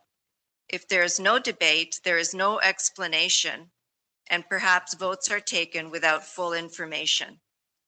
And I think that it helps to have all the information and be transparent for the reason. So that's why I'm proposing that amendment to allow the person making the appeal speak only once to be able to explain their appeal. And the chair can speak twice and follow that from Robert's rules. Thank you. Thank you, Trustee Carabella. I'll open the floor up to any other trustees with questions. I see Trustee Agnew, you have your hand up. Thank you, through you, Madam Chair. And just a question, in the event that an appeal was permissible regardless of how, is it a one-time appeal or can they continue to appeal? So if they appeal and the decision is upheld, do they appeal again? Like, is there a never-ending cycle of appeal? I'm just curious. Thank you, Trustee Agnew. Trustee Carabella? Thank you, Madam Chair, through you. No, just the one appeal.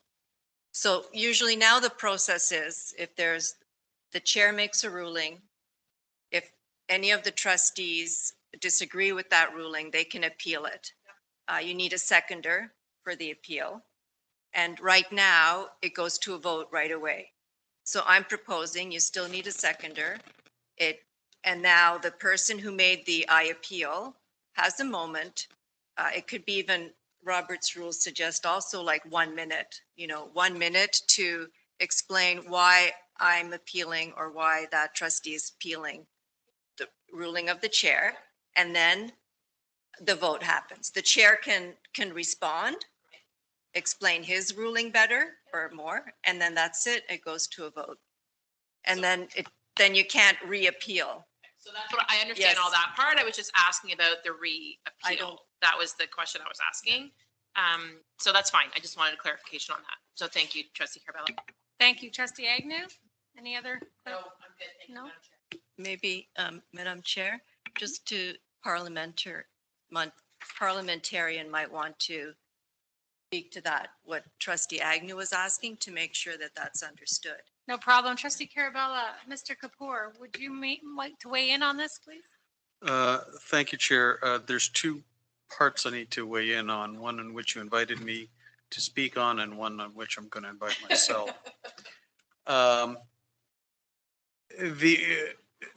Your appeal, when you raise an appeal, you're appealing the decision of the chair and you're appealing to the board as a whole. There is no, for this purpose, there is no higher authority than the board. So you can only appeal to the board. Once the board decides, the board has decided. The other part I just wanted to say is what Trustee Carabella has described is what is written on the screen on the screen in front of you is a bit different than what Trustee Carabella has described. There is an alternative, and we can move to that alternative, but the process that's written on the screen in front of you is that if the appeal is debatable, every member of the board could speak once and the chair could speak twice, once at the beginning and once again at the end. So that's a bit, I mean, those are alternatives, but that's not, and you can propose them, but that's not what's on the screen. Thank you, Mr. Kapoor. Trustee Carabella, well heard from Mr. Kapoor. So the amendment that we're looking at in our package right now, is there flavor, have an amendment to the amendment? Yes, thank you, Madam Chair. That was, I wrote that because it was in here. And then to get it to the board by 1 o'clock on Monday at 3 p.m. and then are realizing that there are other ways to achieve what I really wanted to achieve. So I would strike those words out. That my amendment would be to strike those words out and put in, but sorry, I just referred to the parliamentarian. He knows what I'm trying to do. Thank you. It may expedite matters if Ms. Swindon can refer to the document she received from me this evening and go to the last page. Thank you, Mr. Kapoor. Ms. Swindon, I'm sure you heard Mr. Kapoor, but there was an expert opinion given. And the last page, you said, Mr. Kapoor? Page 4? Thank you, Superintendent Bukaj. Page 4. So we'll bring that up on the screen.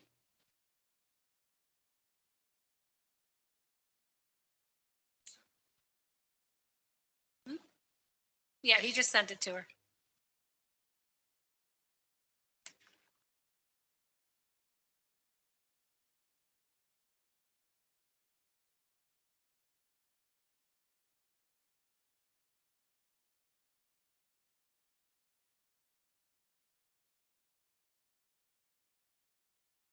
Okay, we're looking at what, 11.7? There it is. Parliamentarian Mr. Kapoor, is that the one you're referring to? The one we're looking at the screen right now? I just want to make sure we're looking at.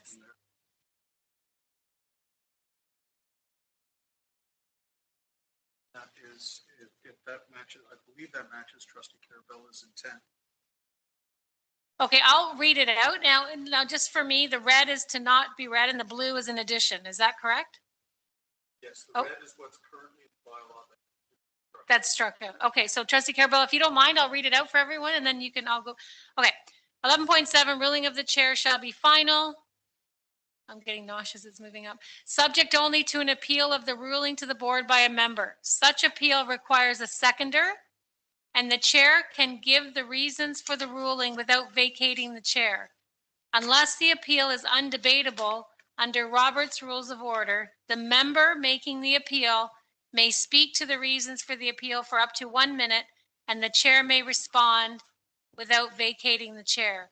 A majority vote is required to overturn the ruling of the chair. Trustee Carabella, is that the amendment that you would be proposing to the amendment? Thank you. I just even wonder if we can have a discussion that if we're following those three things, I don't know how clear they were if we all understood them from Robert's rules. So this would make it a bit more laborious that at the moment when the appeal happens, we're going to have to check our Robert's rules and make sure that it's right, not undebatable. Right, because in the original amendment, you've got subsection A, B, and C, which actually documents the actual, when it's not debatable, under these circumstances, Yeah, A, B, either and C. we include them all or we just even take that out. Okay, thank you, trustee Carabella. I've just left trustee Murphy hanging for a long period of time. Thank you. Are you okay? Okay. Sorry, I just didn't want you to think I forgot about you. Okay. I tried to summarize it for you, trustee Carabella, because those A, B, and C were yes basically, unless whether those are the rules in Robert's rule as to when a motion is, an appeal is undebatable. Mm-hmm. So I just tried to shorten the bylaw rather than make it yes. too long to read.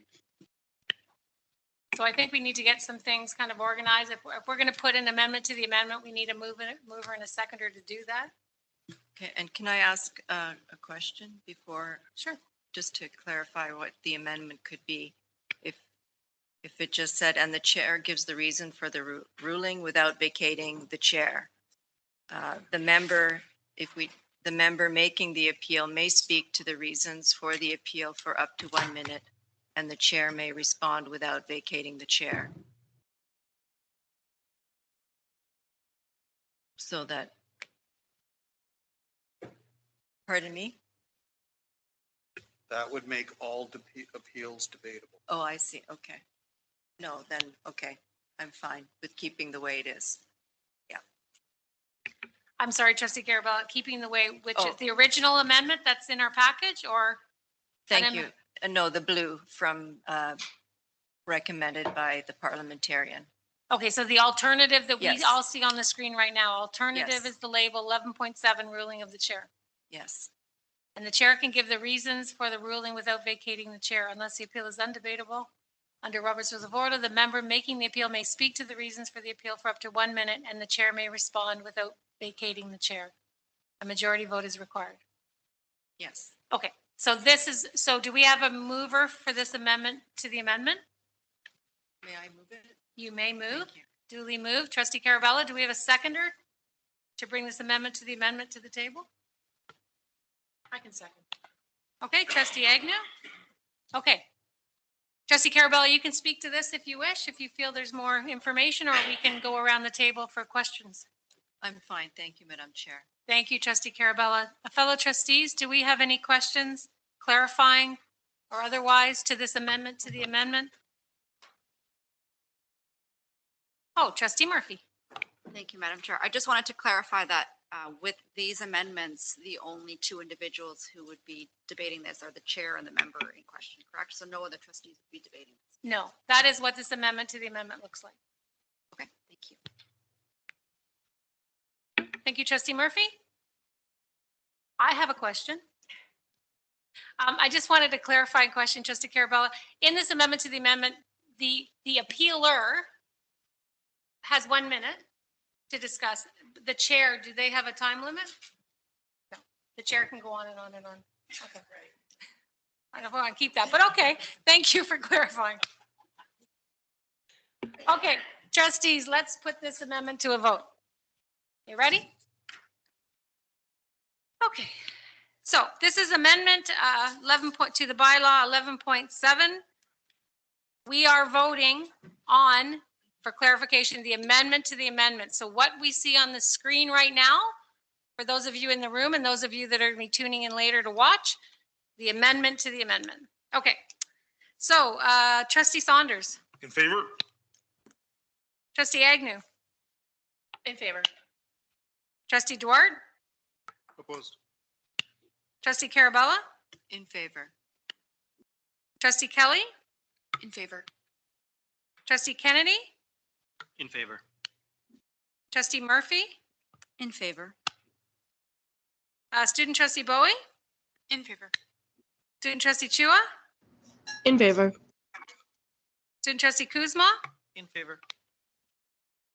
And I am opposed. So this motion, amendment to the amendment moves, passes. 1, 2, 3, 4, 5, 6 to 2. 6 to 2. Okay.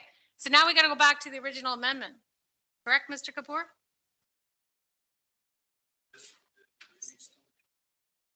Oh, perfect. Okay, good. So that's good. So this bylaw hasn't been amended. It's been passed as we see in the screen, duly moved. And will be moved to the board meeting. No? I hate when I'm wrong. It's Roberts, it's not. You just adopted that this replaces what was distributed earlier. Right. Now you have to vote to recommend this back. To the board. Okay. Thank you. Thank you for clearing that up for me as well. Okay. So everyone, now we're going to vote. This amendment is now what's on the table, and this will be what will be moved to our board meeting for approval on February 21st, 2023. Okay. So we're going to move that to a vote. Okay. Trustee Saunders. In favor? Trustee Murphy. In favor. Trustee Kennedy. In favor. Trustee Kelly. In favor. Trustee Carabella. In favor. Trustee Agnew. In favor. Trustee Duarte. Opposed. Student Trustee Bowie. In favor. Student Trustee Chua. In favor. Student Trustee Kuzma. In favor. And Janet Horn-Charnota is opposed. So passes 6 to 2. This will be moved to the February 21st board meeting in 2023. Thank you, everybody. Okay, this, I believe, is our last amendment. Okay, so we are going on with 6.1.8, amendment to the Halton Catholic District School Board Procedural Bylaw 13.2. Trustees, may I have someone please move that the policy committee will discuss this amendment? What? Trustee Duarte? Okay, Trustee Duarte, you have the floor. Thank you, Madam Chair. So this is the fifth notice of motion, which I have put forward to delete the word "or" electronically under bylaw 13.2. However, after talking to, reflecting on it and discussing with all concerned, there needs to be a wholesome discussion on this item, and I shall now put forth my request to withdraw this notice of motion, Madam Chair. Thank you, Trustee Duarte. You are asking to withdraw the entire amendment. Is that correct? Correct. Okay. Anyone opposed to withdrawal? No one opposed? So duly withdrawn. Your amendment to the bylaw, Article 13.2, item 6.1.8 on tonight's agenda. Thank you, Trustee Duarte. Appreciate that. Okay, everyone, we got through all of our amended bylaws, and I really need to ask for a 5-minute break for the chair.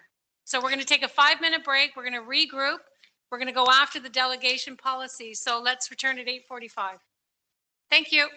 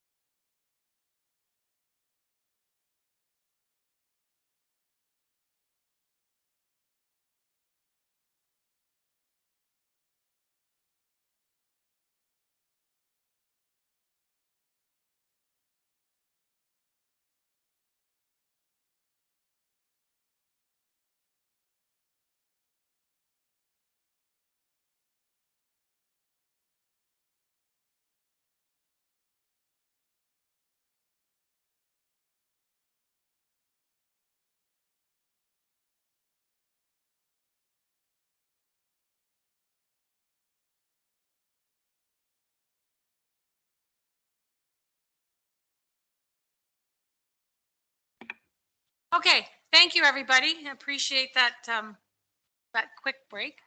I just wanted to reiterate before we move on to our next item on the agenda, we had a discussion. So we've gone through notices of motion that came from the board to us for bylaw amendments. Some passed, some did not pass. So I just talked to Parliamentary Kapoor, and I'd like Parliamentary Kapoor to explain to us now what happens and how do they go up to the board, because we've never done this in our tenure. So Parliamentary Kapoor, could you please explain how we will move these items passed and failed to the board meeting? Please. Thank you, Chair. Happy to. Bylaw Article 14.2 says that notices of motion for bylaw amendments, quote, will automatically be referred to the policy committee for study and report back to the board, unquote. So the committee should make a report back to the board on all 8. For the ones that passed, the recommendation as finally amended, passed by this committee. In the case of proposed amendments that were defeated here, the fact of that defeat should be reported. So it would probably be appropriate to do so as information items to the committee board. Thank you, Mr. Kapoor. To me personally, that makes sense. We're going to report back to the board. The ones that pass will be action items and we'll pass it at the board. The other ones will just come to the board for full transparency of what failed. Everyone good? Perfect. You ready? Let's go. Okay. Item 6.2, policy I-06, delegation to the board. Trustees, can I please have someone move that the policy committee recommend I-06 delegation to the board come to the policy committee? May I have a mover? Okay, Dwart. Agnew will second it. Okay, so I just want to provide a bit of a commentary. What we are looking at in the package, and I just want to make sure everyone understands, what we're looking at is our policy committee of January 10th, 2023. Those were the changes that we brought to the board meeting last time. So except for, there was one item that we had a friendly amendment at the last board meeting to have it match our bylaws, which was by 1 o'clock. We changed that verbiage. It is not redlined in this policy committee here tonight. But everything else is what we ended that last policy committee with changes. So that's what we're looking at tonight. And I'm not going to go down sentence by sentence. I think the best and most efficient way is I'm going to open the floor to all the trustees, and we've gone through it twice now. So if you have any kind of recommendations or comments, we'll start there. So I will open the floor to my fellow trustees. Trustee Murphy, you do have your hand up. Okay. And I just want to go over just a little bit about, and I'm not condescendingly speaking to all of us, but let's remember our role as trustees and as governance. This policy is the overarching policy that our staff and our director will have to create the procedures. So even though it's a very important policy to us because it's part of governance, we need to get not too far in the weeds, but make suggestions to our staff that we want to see in the procedures and then let them go write it.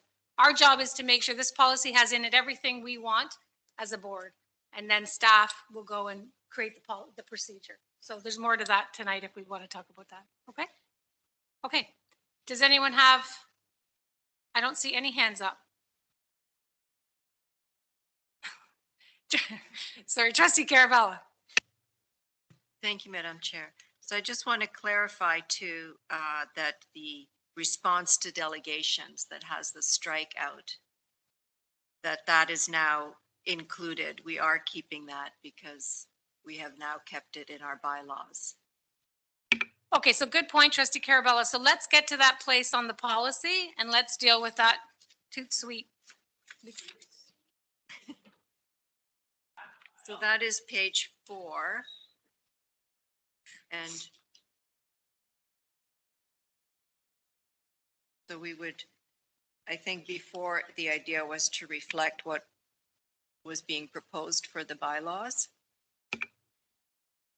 But now we are keeping that in our bylaws.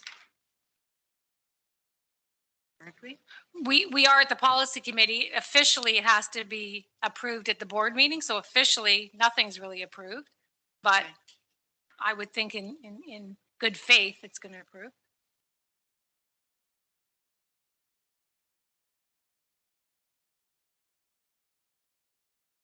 The strikeouts that we're looking on the screen. Trustee.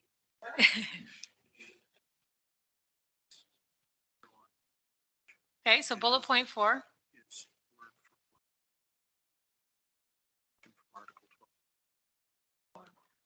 Okay, so Parliamentarian Kapoor is indicating under response to delegation 1, standard delegations, it matches our bylaw if we leave the underlined in. The Board of Trustees shall automatically receive the delegation as information unless a motion is adopted to refer the matter to a committee or request a staff report on the matter to be considered at a future meeting. Once disposition, if any, is determined, the Secretary of the Board will communicate the Board's decision in writing to the spokesperson for the group or organization. So if we keep this in, it completely matches 12.8.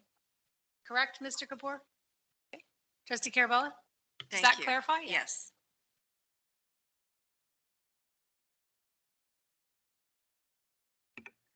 Okay. Chair, I do have another follow-up. No, please go ahead, Trustee Carabella. So there's, this is small. This is on page 2 of 5. It's more like a typo or something that's happening there. Okay, page 2 of 5. So let's get there. The second last bullet. Page 2 of 5. And the last sentence, yeah, there it is. Should the appeal be successful, the delegation or individual will be allowed to appear at the request of meeting. So I think it means at the requested meeting. Okay, can we just roll up? I don't see it on the screen. Oh, there it is. Okay. Should the appeal be successful, comma, the delegation or individual will be allowed to appear at the request of the meeting. At the requested meeting. At the requested ED meeting. So strike out of. Yeah. And add ED to request. So hopefully Andrea can do that.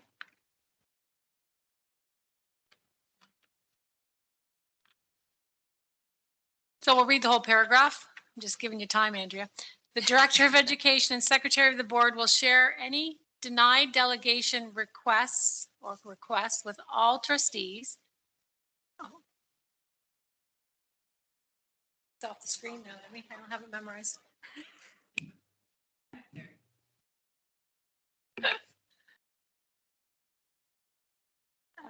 Okay, we'll share any denied delegation requests with all trustees, including the detailed outline submitted by the delegate and the reason for the denial. Appeals to this decision must be made by a trustee and shall come before the Board of Trustees for decision.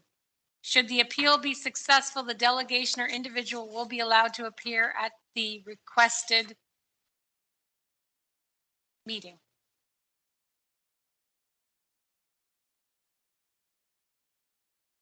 Trustee Carabella, Thank you. Is that correct? Mm-hmm. At the requested meeting.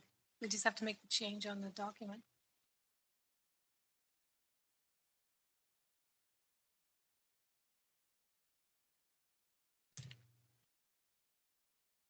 Oh, there we go. Thank you, Andrea. Okay, so the only change to that paragraph was adding ED to the end of request, striking out of. That's it. Okay. Okay. So otherwise, we're happy with this paragraph. The will of the trustees sitting around the table right now. Okay. Okay. Trustee Carabella, I don't think you have to put your hand down because you're the only one. I know. I'm thankful for your attention. I do have another suggestion. On the same page, the third bullet, any one delegation or individual shall be permitted to make only one presentation to the Board of Trustees on an issue per year. I would just like to add per year. Okay, so the bullet point. Oh.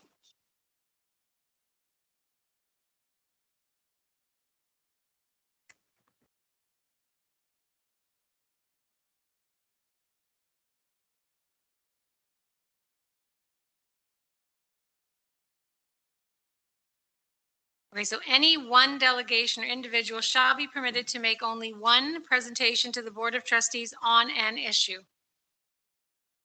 And I'd like to add per year, on an issue per year. And then the paragraph continues, if they wanted to make another presentation in the same year with a different, has to be different enough. And has to be agreed with the Director of Education and the Chair. But in the past, we've always had that you can make. Yeah, I'm trying to, for the second half, I get the first half, you want to add year to it. So if I delegate on something in 2023, then I should be allowed to delegate on the same topic in 2024. That's right. Okay. And then the second half of that paragraph, Trustee Carabello? It stays the same. It stays the same. So if the person doesn't, oh, I'm sorry.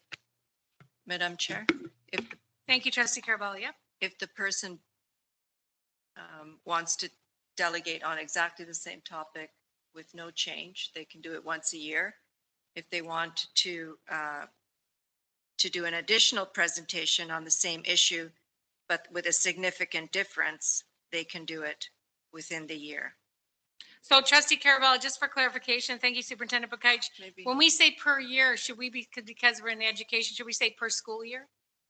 So it's not a calendar, I'm sorry, what is your intent? Do you want calendar year or school year? I think when we say per year, it's from the or the last presentation. Where the new chair, that starts like a new year. The rolling year, yeah. Yeah. No, when the chair gets elected, like each year we start new with a new chair and a new vice chair, or with elections for chair and vice chair. I'm just trying to think, how would we put that in there? Like there's no, it's. Oh, it's under. Yeah, within the last calendar year, last 12 months. Calendar. Right? Last 12 months is what we're thinking. Are we not? Anyone? Once you decide on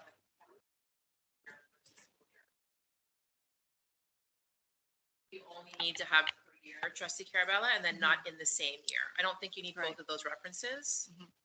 I think they're duplicating. So I would suggest if you're looking to add per year that you take out any additional presentation in the same year. I think it's just any additional presentation on the same issue is permitted. Right. Yes, topic. Yeah. Thank you, Trustee Agnew. So per year, Trustee Carabella.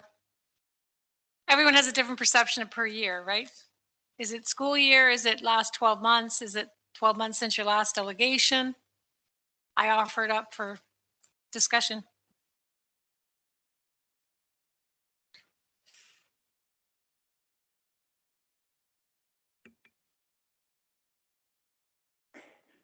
Oh, I've got some hands up. Trustee Kelly, is this in regards to our discussion about year? Please proceed.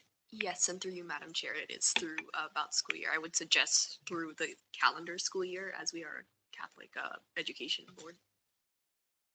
Thank you, Trustee. Trustee Carabella? Sorry, school year, so September to June.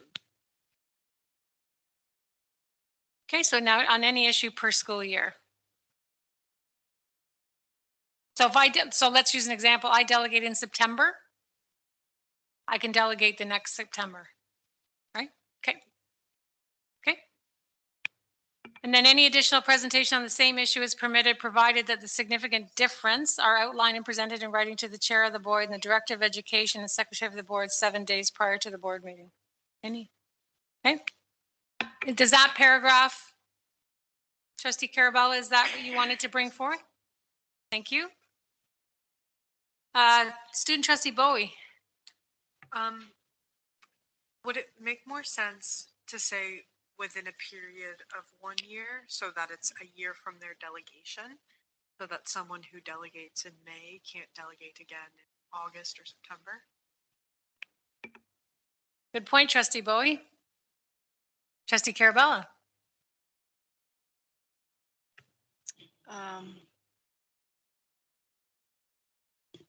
What was your suggestion per? Within a 1 year Within period. 1 year. Within any 12-month period. I think, I feel some weeds, think but maybe just in a.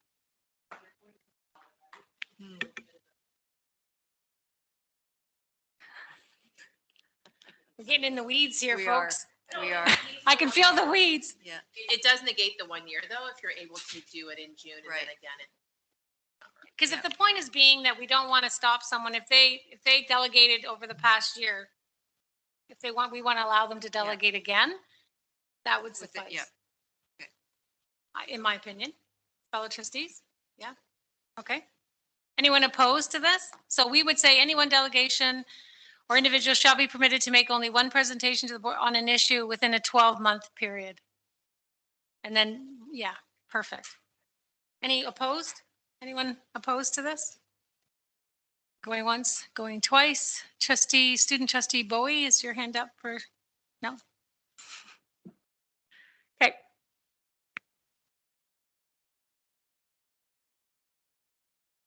Trustee Carabella? Thank you, Madam Chair. I just wanted to bring to the board from the delegation we heard tonight about the suggestion from a maximum of five delegations to an even number 6, just for discussion.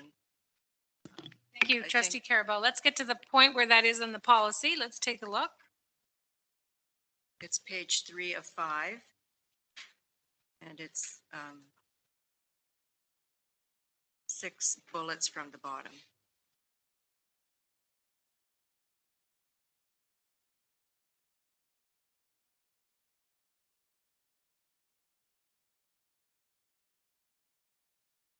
There may be up to a maximum of 5 delegations at any one meeting. At the discretion of the chair of the board, additional delegations may be added as deemed appropriate. So Trustee Carabella, are you looking to say 6 delegations? And would that be 6 delegations at 10 minutes? Or 6 delegations at 7.5 minutes? No, I'm just being minutes, silly. Yeah. Sorry. I can't help myself. Sorry. 6 delegations at 10 minutes? That's where you're off. Okay. Fellow trustees. Oh, let's see. Trustee Agnew. Thank you through you, Madam Chair. And just something for consideration, and this came up when we discussed the delegation policy last year, and I had made a suggestion that we look at, and this is done at other boards, was to increase the number of delegations, but reduce the amount of time.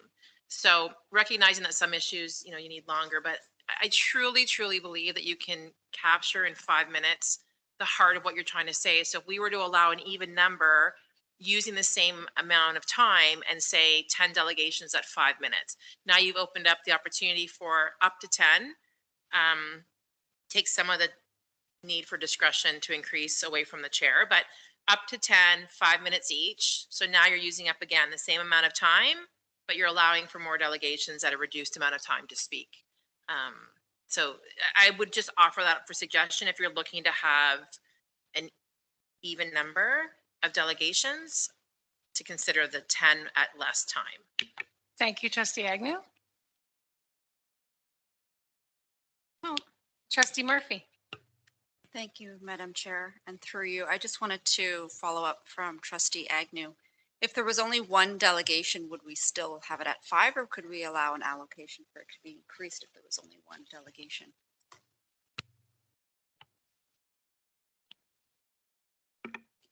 Thank you. Trustee Agnew. Thank you. So I think that'd be up, honestly, Trustee Murphy, I think that would be up to the discussion at the table, but I believe for the purposes of clarity and making sure that we're not going back and forth, I think we set whatever that established amount of time is per delegation. So if it's 5 minutes, it's 5 minutes regardless of how many. If it's 10 minutes, it's 10 minutes regardless of how many. I worry that, someone prepares a 10 minutes and then we have another one come in, right? Because the other person won't know that another one's coming in. So I would just say you would set the time, just again for transparency and ease of following the guidelines, is my thought. Thank you, Trustee Agnew. Trustee Murphy, do you have a? follow-up?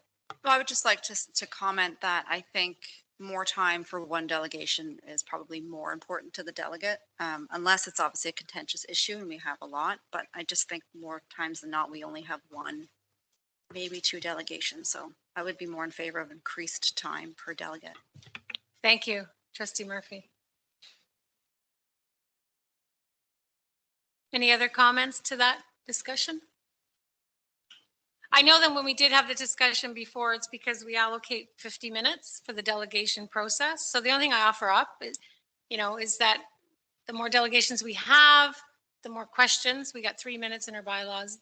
The more time we would spend. I'm not saying that's a bad thing. I'm just saying it would increase the time that we spend on delegations. I just don't, what's the flavor with the fellow trustees? Do we want to go to 6? Do we want to talk about 10?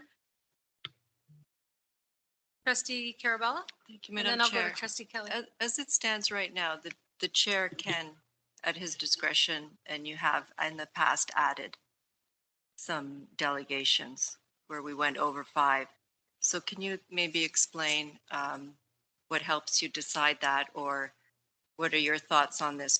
I'm tending to leaving the 10 minutes, so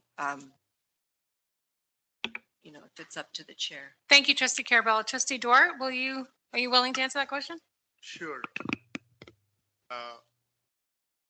You have more than 5 delegations when there's a contentious issue only. Normally you have 1 or 2 delegations. At that point in time, it always becomes a challenge. Do I increase it by 1 or 2 or 3? Then you got to go back and figure out, do I need to balance it out and make 3 and 3 or 2 and 2? Always becomes a challenge. The reason why this policy is back for discussion is to make it seamless and not leave too much to the discretion of the chair and director. So again, it's always been a challenge, and nobody's going to get satisfied at the end of the day because people want to delegate because they have challenges, they have issues, and they bring it to the board. So it's always a difficult call to make. So if trustees can say, make it 6 or make it 10, 5 minutes, as chair, I would be happy to implement that. It's a tough call sometimes. We have allowed in the past couple of years, but over the past 2 years, we're not allowed more than 5. Previous chairs have allowed. But I think if trustees own the policy, give clear directions to the chair, that's end of story. It's the reason why the policy is being here. Thank you, Trustee Dwart. Trustee Kelly, you have your hand up to speak? Yes, thank you, and through you, Madam Chair. So I just wanted to ask about Trustee Agnew's question or comment in regards to the 10 delegations with 5 minutes. I know that you mentioned that there was a precedent at other boards. Could you give me like an example of what the other boards did with these delegations with shorter time? Thank you, Trustee Kelly. Trustee Agnew? So I'm getting old. So it was, I'd have to dig up my notes, Trustee Kelly, but I know that when I was doing some research on the revisions to the delegation policy, like I know, for example, I believe it's Toronto Catholic, and don't quote me 100%, but I actually believe that they do allow for more delegations for sure, but I think they only allow for 3 minutes. So we do have a very robust time limit for our delegations compared to other boards around us. But again, I'd have to go back on my notes, but the 10 minutes was quite robust. Like there was the research I did, like I said, one was as low as 3, one was 5, we had 10. But some of the boards that allowed for less time per delegation did allow for more delegations. So I'm sorry that doesn't answer your question in totality. Thank you, Trustee Agnew. Trustee Kelly, do you have a follow-up? No follow-up, thank you. Thank you. Student Trustee Bowie, see your hand up. Thank you, Madam Chair. I think that personally, I'd be in favor of the 10 delegations, removing the discretion of the chair at adding more delegations for fairness purposes, and then reducing it to 5 minutes per delegation. I know that we run our student trustee elections at 5 minutes per candidate, including questions. So I've seen some pretty persuasive speeches done in 2 or 3 minutes. So I think that's definitely more than enough time. And I think that this way we have an equitable system that reduces sort of that element of the chair having to decide. Thank you, Student Trustee Bowie. Who's next in line? We have Trustee Dwart. Thank you, Madam Chair. There's one thing I'd like to offer to trustees is when you have 10 delegations of 5 minutes, then you've got to allow question and answer time. Again, you got that all expands the scope of the meeting. And then there's response to delegations, which again expands the time for the meeting. So I just want to offer it to trustees. Do we want to do that? Thank you, Trustee Dwyer. I see Trustee Murphy, Trustee Carabella with hands up. No? Trustee Dwyer? Hand down? That's okay. Okay, so we've got something on the screen saying 6 delegations at 10 minutes. We've got offered up maybe 10 delegations at 5 minutes. What's the flavor of the board? Trustee Carabella? I had my hand up, but I know you think that it's always up. That's true. Sorry. Another way is we leave it at 5, and if there is some bigger issue, in the past, when my first term, there were some school closures, and that was where we had 17 delegations. We could even hold like a special board meeting just to accommodate delegations. There could be other creative ways to hear delegations. So I would put it back to 5. That Okay, thank you, Trustee Carabella. So we're going back to the 5 delegations that's currently as our policy at 10 minutes. Anyone opposed to that? No? Okay. Trustee Agnew. I like the comment that Trustee Bowie made about removing the discretion of the chair. I think we're really, from a lot of the conversations we've had, trying to look at implementing, an online form, trying to determine some of those pieces is to remove, that human factor piece. And I just, again, depending on the chair and depending on there's so many factors at play. So is it, all of a sudden they allow 8 and not 10, and they allow 12 and not 14, and some are in favor and some are opposed, but they're not equally in favor and opposed. And I think, I do personally like the idea of removing the discretion of the chair. You set the delegation limit. That is the limit as far as how many delegations are permitted. And, the process is automated. It's sort of a first come, first serve. Put your request in a delegate, and then you delegate on the matter.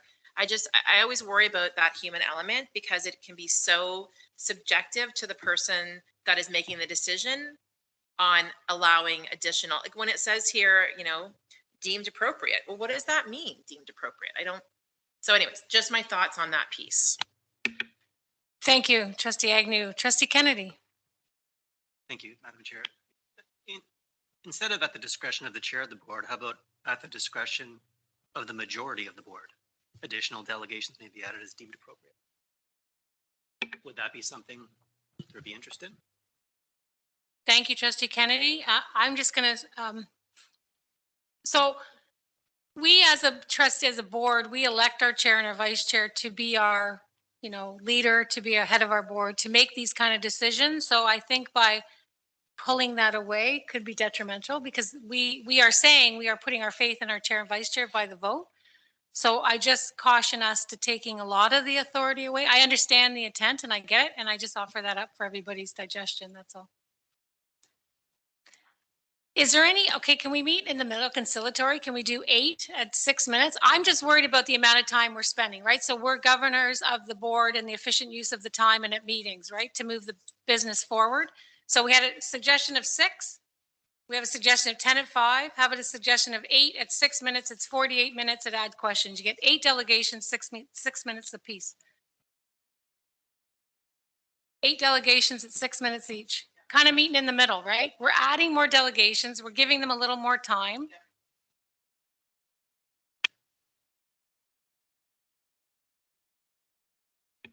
Well, I kind of like the idea too because I brought it up, but I do like it. It allows for more. I know 6 minutes isn't tons, and yes, it's 4 minutes less than 10. I went to school, but I think if we're adding questions into that, I'm just looking at the overall amount of time. So I offer it up, just a suggestion.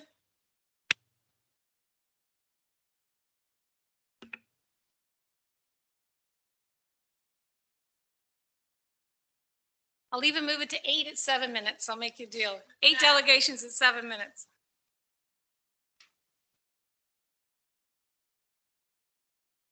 Oh no, I'm in trouble. Yes, Mr. Kapoor. Just change the time. That's. Correct. 10 minutes. Thank you, Mr. Kapoor. Yeah. If we do change this bullet, he's just noting that we'll have to go change the bylaw. But that doesn't mean we can't change it, right? If it's hard, we can still do it, if it's the right thing to do. If you guys have the flavor for this, what do you think? Anyone opposed? Oh, I got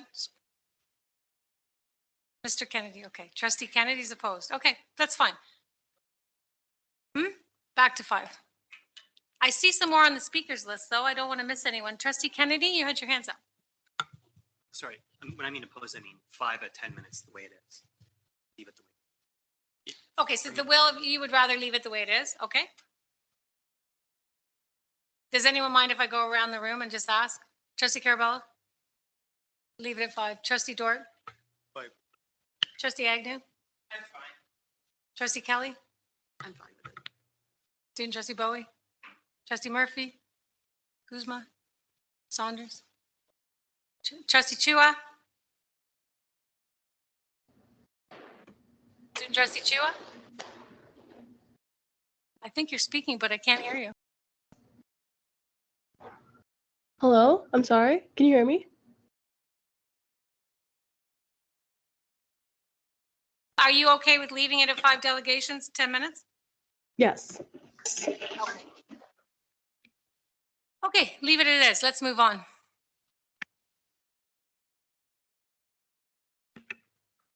Okay, trustees, student trustees, the policy as it sits, is there anything else we want to look at, we want to go into, we want to tweak?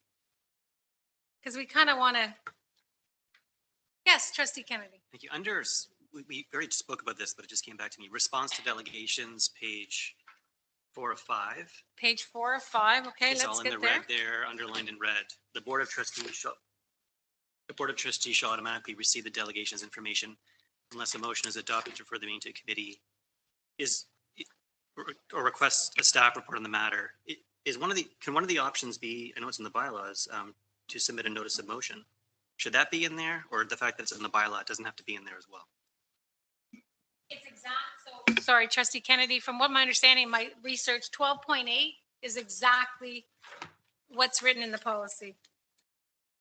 Sir, no, okay, 12.8 bylaw is exactly what's written in this policy that we're looking at, exactly the same. Of course, Mr. Kapoor. Thank you, Chair. There is no real discrepancy between the notice of motion and what is written in 12.8 and here on the screen in front of you. What's on the screen in front of you is what is the action that the board can take at the meeting. Notice of motion would be an action of an individual trustee. So this is what the board's response is. It still allows an individual trustee as per 913 to bring a notice of motion. So there's no conflict there. Thank you. Thank you, Mr. Kapoor. Trustee Kennedy, any follow-up? Thank you. Not on that point, but on another point, yes. Thank you. Okay, I don't see any other hands up. Does that mean we can, oh, Trustee Kennedy, On another point, what point? on page 2 of 5, Okay. the second last paragraph, just so I understand how that process works. Requirements, page 2 of 5, the second last paragraph. It says the Director of Education Secretary of the Board will share any denied delegation requests with all trustees, including the detailed outline submitted by the delegate and the reason for denial. Appeals to this decision must be made by a trustee and shall come before the Board of Trustees for decision. Should the appeal be successful, the delegation or individual will be allowed to appear. So just the process of that, the appeal, I guess, would come at the meeting. And if the appeal is successful, you'd actually have to have the person here to be prepared to speak, because it says at the requested meeting. That's the same meeting, right? Like, they may not show up because they may not realize someone will appeal it and they'll be successful. How does that work? Like, when do you appeal it? And That's a good question, Trustee Kennedy, because that speaks the procedure of that requirement. Director of Education, Secretary of the Board will share any denied delegation with all trustees, because we can't make that public, right? If I'm a delegation, I've been denied, I don't necessarily want my name in public, so we can't do that at the meeting, I don't think. Including the detailed outline submitted by the delegate and the reason for the denial. Appeals to this decision must be made to a trustee and shall come before the Board of Trustees for decision. So I think the question is, shall come before the board, but how does it come before the board? So since it's procedural under operations, Director Klein.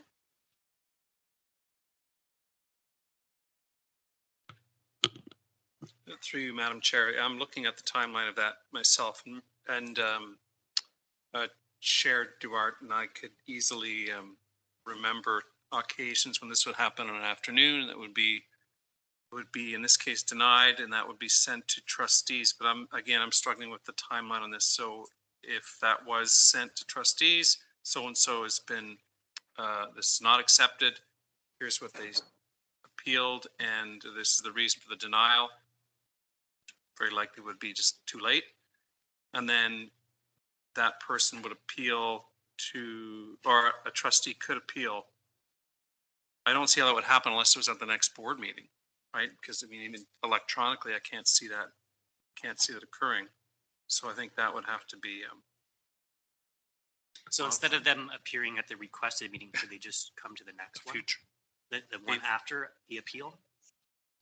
Because they would have to show up and just hope someone appeals it. And I'm going to offer something up because this is very important. This is very important how the appeal is moved, how the denial is communicated, and if the appeal is won, let's say, how does that delegate get to know and when do they get to do the delegation? So may I offer something up to Director Klein? Normally, I don't like to get my fingers into operations, but I'm wondering when you go to write this procedure, is there a way that maybe we could have a committee of trustees that work with your staff with this procedure? Because it's normally, this is our governance policy. This is one of our policy, right? So if there's a flavor to trustees, some of them to sit on this committee or vet through us to work through the procedure. Does that make sense, what I just said? Trustee Duarte. Oh, sorry, Trustee Agnew. She does too. She's number one. She's lucky.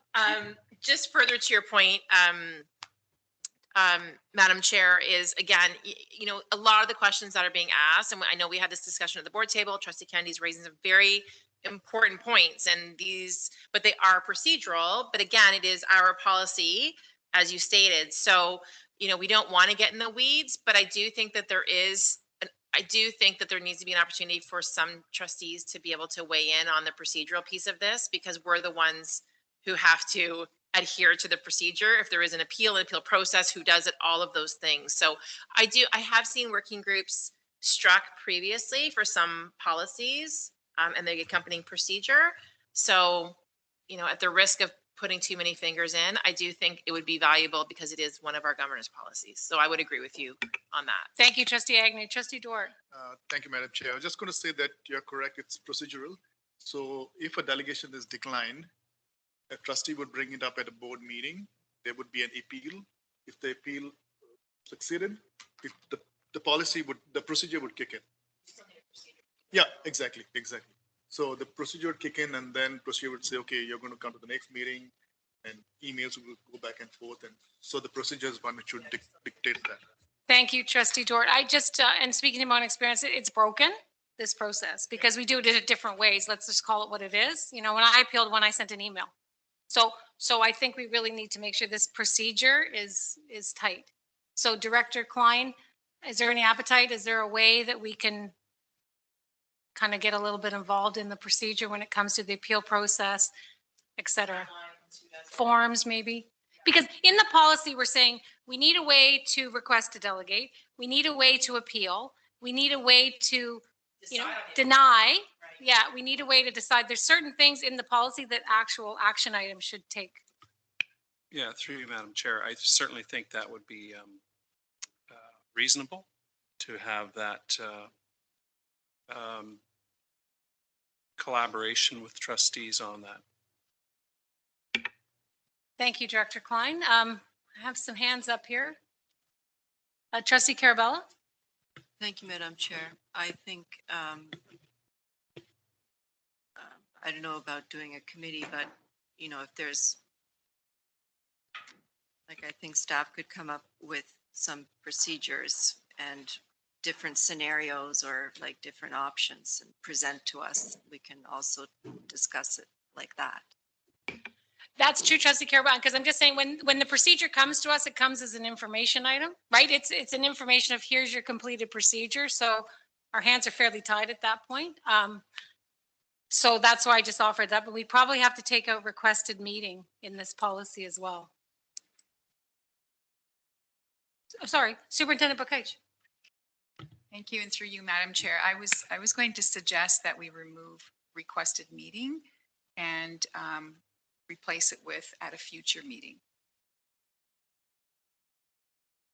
And then the procedure would then allow and reflect that. Thank you, Superintendent Bukaich. Anyone opposed to that change in that bullet? Seeing none, thank you.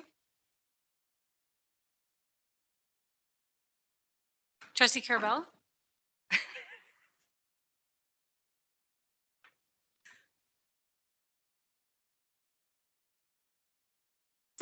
So I think we just have to make sure this policy has all of the themes that we want in it to have a proper, fulsome, positive delegation policy, and then procedure. I mean, we can get into the specifics of that, of who's on me, Director Klein. I don't know how that's going to work, to be honest with you. I mean, if you send it out to emails, then everyone's got additions, or do you just have a quick working group and say, hey, here's the procedure. We've created the procedure, and then vet it. What do you think? Trustees, what do you think about that? Chair, once you say procedure, it's not within our, so it should be a working committee or ad hoc committee working with staff, generating the procedure, and then stays. Correct. Yeah, that was my statement, that they would create the procedure and then vet it to the working group or committee or whatever we want to call it, to make sure it has everything in it that we are intending in this policy. What do you think, Director Clay? Through you, Madam Chair, I think that makes the most sense. My thought would be, it would be an email to the chair to ask for some representation on that working group. Thank you, Director Klein. Trustees, Trustee Kennedy, you look like you're. What if it's a time sensitive issue, like there's a motion happening that night and the person wanted to delegate that day? They were denied, they wouldn't show up. I mean, so maybe, is it possible to have that process done before the meeting so they could show up without just assuming that, you know, it could be a sensitive issue and they really want to speak because they know the vote is happening that night and they were denied, it got appealed. The appeal could happen before the meeting. Thank you, Trustee Kennedy. Mr. Kapoor has his hand up, so I'm going to go over there first. Thank you. I'm trying really hard to stick to my parliamentarian lane and not get into procedure or policy, but currently the policy says that an appeal would come to the Board of Trustees for decision. The only way that the Board of Trustees can make a decision is at a meeting. So if your appeal would have to be at a meeting, and therefore the suggestion to change requested to a future meeting allows a timeline where everything happens in order and allows that to happen. If you want the appeal decision to be made before the meeting so that the delegation can be heard at that meeting, then you can't have that. Then you need to give that appeal decision authority to someone else who can meet before the board can. Thank you, Mr. Kapoor. Trustee Kennedy? And just offer it up to make it even more complicated. If it comes to the board and we're talking about denied delegations, I don't know how we publicly, it would have to be in camera. I offer up. Because we're talking about people's names. What if the delegation's denied and it stays denied? You can't, I don't think we can talk about that in public. Trustee Dwyer, I don't see your hand up. I know. Anyone else? I wanted to take advantage of. Go ahead. So again, going in camera has very specific, we know that, specific items. We only have to be careful. Whoever's chairing the meeting should be making sure that trustees do not take names or identify people, just to make sure. The minute they start taking names, they need to go in camera. So just to be careful about it. Thank you, Trustee Dort. And the overarching theme is that this procedure really needs to be vetted. And I think Director of Education and his wonderful staff are listening to us now as far as our concerns about the appeal process and can be put into the procedure. I have total faith in the Director of Education and our staff to do that, and maybe vetted through a few of us through the chair to make sure that we scaffold each other. Anybody else? No? Okay, everyone, we're going to move this to a vote. So we're going to vote on this policy as amended to bring it to the next board meeting on February 21st, 2023. Okay.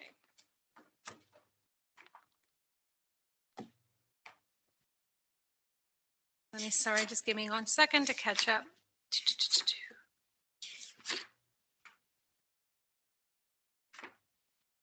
Okay. So we're voting on item 6.2, policy I-06, delegation to the board. Trustee Murphy. In favor? Trustee Saunders? In favor? Student Trustee Bowie? In favor. Student Trustee Chua? In favor. Student Trustee Kuzma? In favor? Trustee Kennedy? In favor. Trustee Carabella? In favor. Trustee Dwart? In favor. Trustee Kelly? In favor. Trustee Agnew? In favor. And I am in favor, unanimous.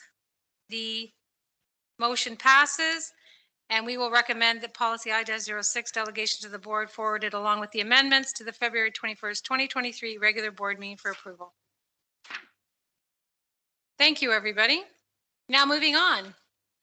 Item 6.3, which is policy I-10, banking, investment, and borrowing. Trustees, can I please have someone move that the policy committee recommends that policy I-10, banking, investment, and borrowing be forwarded to the February 21st, 2023 regular board meeting for approval? I'll move it. Oh, Murphy, thank you. Seconder? I can second. Agnew? Okay, Superintendent Lofts, you have the floor. Thank you. And through you, Madam Chair, we're pleased to present to trustees tonight policy I-10, banking, investment, and borrowing for approval. There's really only been minor changes that we're recommending. One is kind of putting the defined banking agents for the Ed Act in the list that we've provided instead of being in a paragraph. Thank you, Superintendent Lofts. I'll open the floor. Any trustees have any comments, questions, clarifying questions? Seeing none, I'll put it to a vote. Once I catch up on my paperwork here. Okay, Trustee Kelly. In favor. Trustee Kennedy. Favor. Student Trustee Bowie. In favor. Student Trustee Chua. In favor. Student Trustee Kuzma. In favor. Trustee Agnew. Favor. Trustee Dort. In favor. Trustee Saunders. In favor? Trustee Murphy. In favor. Trustee Carabella. In favor. And I am in favor. Unanimously passes and will be moved to forwarded to the February 21st regular board meeting for approval. Thank you, everyone. Okay, moving on.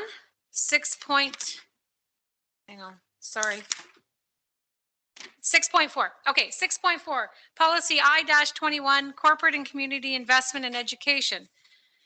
Trustees, may I please have someone move that the policy committee recommends that policy I-21, corporate and community investment, bless you, in education, bless you again, be forwarded to the February 21st, 2023 regular board meeting for approval. May I have a mover? Agnew, a seconder, please. Carabella. Superintendent Lofts, you now have the floor. Thank you. Through you, Madam Chair, we're pleased to present policy I-21, corporate and community investment in education for approval. There's really only minor changes that we're recommending, primarily housekeeping type items for this policy. Thank you, Superintendent Loss. I now open the floor if any trustees have any questions or comments in regards to this policy. Seeing none, I will open it up for a vote. Trustee Saunders, Approved. in favor? Favor. I knew what you meant. Trustee Murphy, In favor. Trustee Kennedy, Approved. In favor. you're funny. Trustee Kelly, In favor. Trustee Carabello, In favor. Trustee Dwart, In favor. Trustee Agnew, In favor. Student Trustee Kuzma, In favor. Student Trustee Chua, In favor. Student Trustee Bowie, In favor. and I am in favor. That's unanimous. That passes and will be moved. The policy will be brought to the next regular board meeting on February 21st, 2023. Thank you. Okay, I think I'm on 6.6, right? Okay, 6.6, policy III-13, corporate, oh, excuse me. Sorry. Just seeing if you guys are awake, that's all. Item 6.5, policy I-34, reimbursement of board business expenses for employees. Trustees, can I please have someone move that the policy committee recommends that policy I-34A, reimbursement of board business expenses for employees, be forwarded to the February 21st, 2023 regular board meeting for approval. May I have a mover? I'll move it. Murphy, may I have a seconder? Second. Kelly, thank you. Superintendent Lofts, you now have the floor. Thank you. Through you, Madam Chair, we're pleased to present policy I-34A, reimbursement of board business expenses for employees for approval. We're suggesting a couple of items that we added for clarification, and it's around the meal allowance or the meal maximum of $75. We actually put in a suggested amount for breakfast, lunch, and dinner of $15, $25, and $35. We also put in wording that you can't combine the $75 amount for one meal. And we also added the fact that if breakfast is not eligible when starting the day in the region. So those are really the main changes that we made to this policy, or suggesting for this policy. Thank you very much, Superintendent Lofts. I will now open the floor if any trustees have questions, clarifying, comments. Trustee Saunders. Yeah, through you. I'm just wondering the issue about in the workday begins in Halton. What was the thinking behind that? Superintendent Lofts.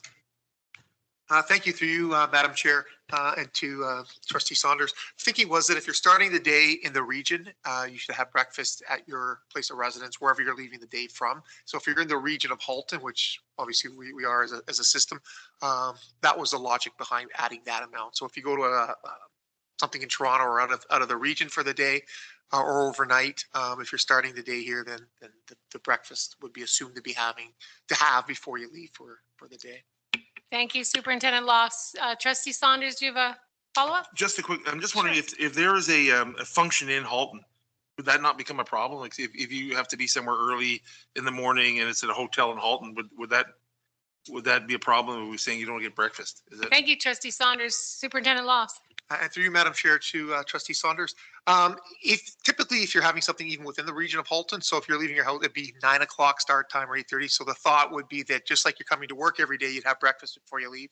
The thought was if you're leaving to go to the event that is in Halton, you'd have breakfast before you leave as well. Thank you, Superintendent Lofts. Student Trustee Kuzma. Thank you, and through you, Madam Chair. Just a question for Superintendent Lofts. For any something that's happened already, if we were yet to submit our expenses, would this apply or would it still be the old policy? Thank you. To you, Superintendent Lofts. And through you, Madam Chair, to Student Trustee Kuzma, it would be the effective date of when this is. So if you did something prior to this date, it would be under the previous policy. Thank you, Superintendent Lofts. Student Trustee Kuzma, do you have a follow-up? No, thank you. Okay. Okay, everyone. I don't see anyone with their hand up. So we will bring this to a vote. We are voting on policy or item 6.5. Trustee Saunders. In favor. Trustee Kennedy. Favor. Trustee Murphy. In favor. Trustee Dwar, In favor. trustee Carabella, In favor. trustee Kelly, In favor. trustee Agnew, In favor. student trustee Chua, In favor. student trustee Bowie, In favor. student trustee Kuzma. In favor. And I am in favor. This motion passes unanimously and will be brought forward to the next regular board meeting on February 21st, 2023. Thank you, everyone. Moving on, 6.6, I got it right. Policy III-13, corporate purchasing card distribution and usage. Trustees, I need someone to please move that the policy committee recommends that policy III-13, corporate purchasing card distribution and usage, be forwarded to the February 21st, 2023 regular board meeting for approval. May I have a mover? Carabella. May I have a seconder? I'll second it. Murphy, thank you very much. Superintendent Lofts, you have the floor. Thank you. Through you, Madam Chair, we're pleased to present policy III-13, corporate purchasing card distribution and usage for approval. Again, very minor changes being recommended for this one, essentially housekeeping items for this one as well. Thank you, Superintendent Lofts. Trustees, I don't see any hands up. I'll give it a few minutes, few seconds actually. Seeing no questions or clarifying, we'll move forward to a vote. We will be voting on item 6.6. So I'm going to start with our student trustees. Student trustee Bowie. In favor. Student trustee Chua. In favor. Student trustee Kuzma. In favor. Trustee Agnew. In favor. Trustee Dwar. In favor. Trustee Carabella. In favor. Trustee Kelly. In favor. Trustee Kennedy. In favor. Trustee Murphy. In favor. Trustee Saunders. In favor. I am as well in favor. So that unanimously passes as well and will be, the policy recommends we will move it to the February 21st regular board meeting. Thank you, everybody. Moving on, item 6.7, which is policy V-14, alcohol at board school sanctioned events off premises. Trustees, I need someone to please move that the policy committee recommends that policy V-14, alcohol at board school sanctioned events off premises, be forwarded to the February 21st, 2023 regular board meeting for approval. May I have a mover? Agnew. Agnew, may I please have a seconder? Dwart? Thank you. Superintendent Lofts, you now have the floor. Thank you. Through you, Madam Chair, we're pleased to present policy V-14, alcohol at board school sanctioned events off premises for approval. Just a couple of suggestions we made for this policy. We removed the insurance amounts and such, as it really wasn't relevant for the policy. And we also removed the sporting events as an example, as we really couldn't think of an example applicable to that. Thank you, Superintendent Lofts, for that. I will now open the floor. Any trustees have any questions or clarifying questions for Superintendent Lofts? I am seeing none. So we will move on to vote. We are voting on item 6.7, policy V-14. Okay, trustee Carabella. In favor. Trustee Kelly. In favor. Trustee Agnew. In favor. Trustee Murphy. In favor. Trustee Dwart. In favor. Trustee Saunders. Favor. Trustee Kennedy. In favor.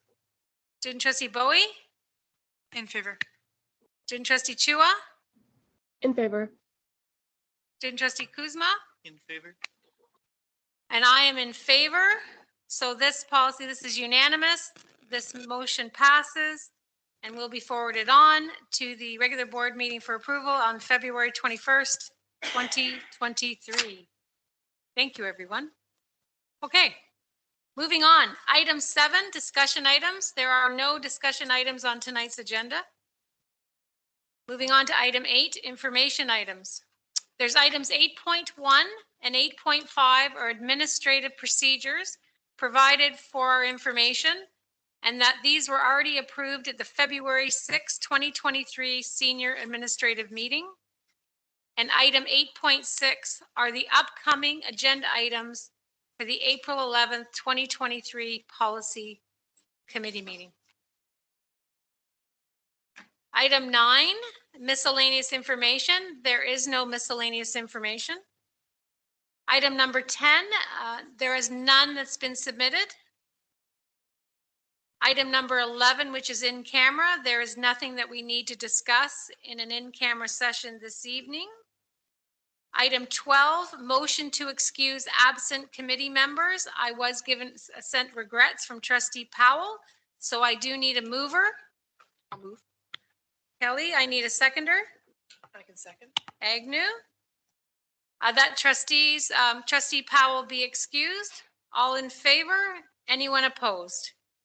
Seeing no opposed, we are all in favor. Thank you for that. Item 13, adjournment and closing prayer. May I please have a motion to adjourn? Trustee Agnew? Oh, Saunders was way ahead of you. Seconder is Agnew. All in favor? Anyone opposed to adjourning? I see none. No one is opposed. Thank you. I now would like to ask Trustee Kennedy to please lead us in our closing prayer.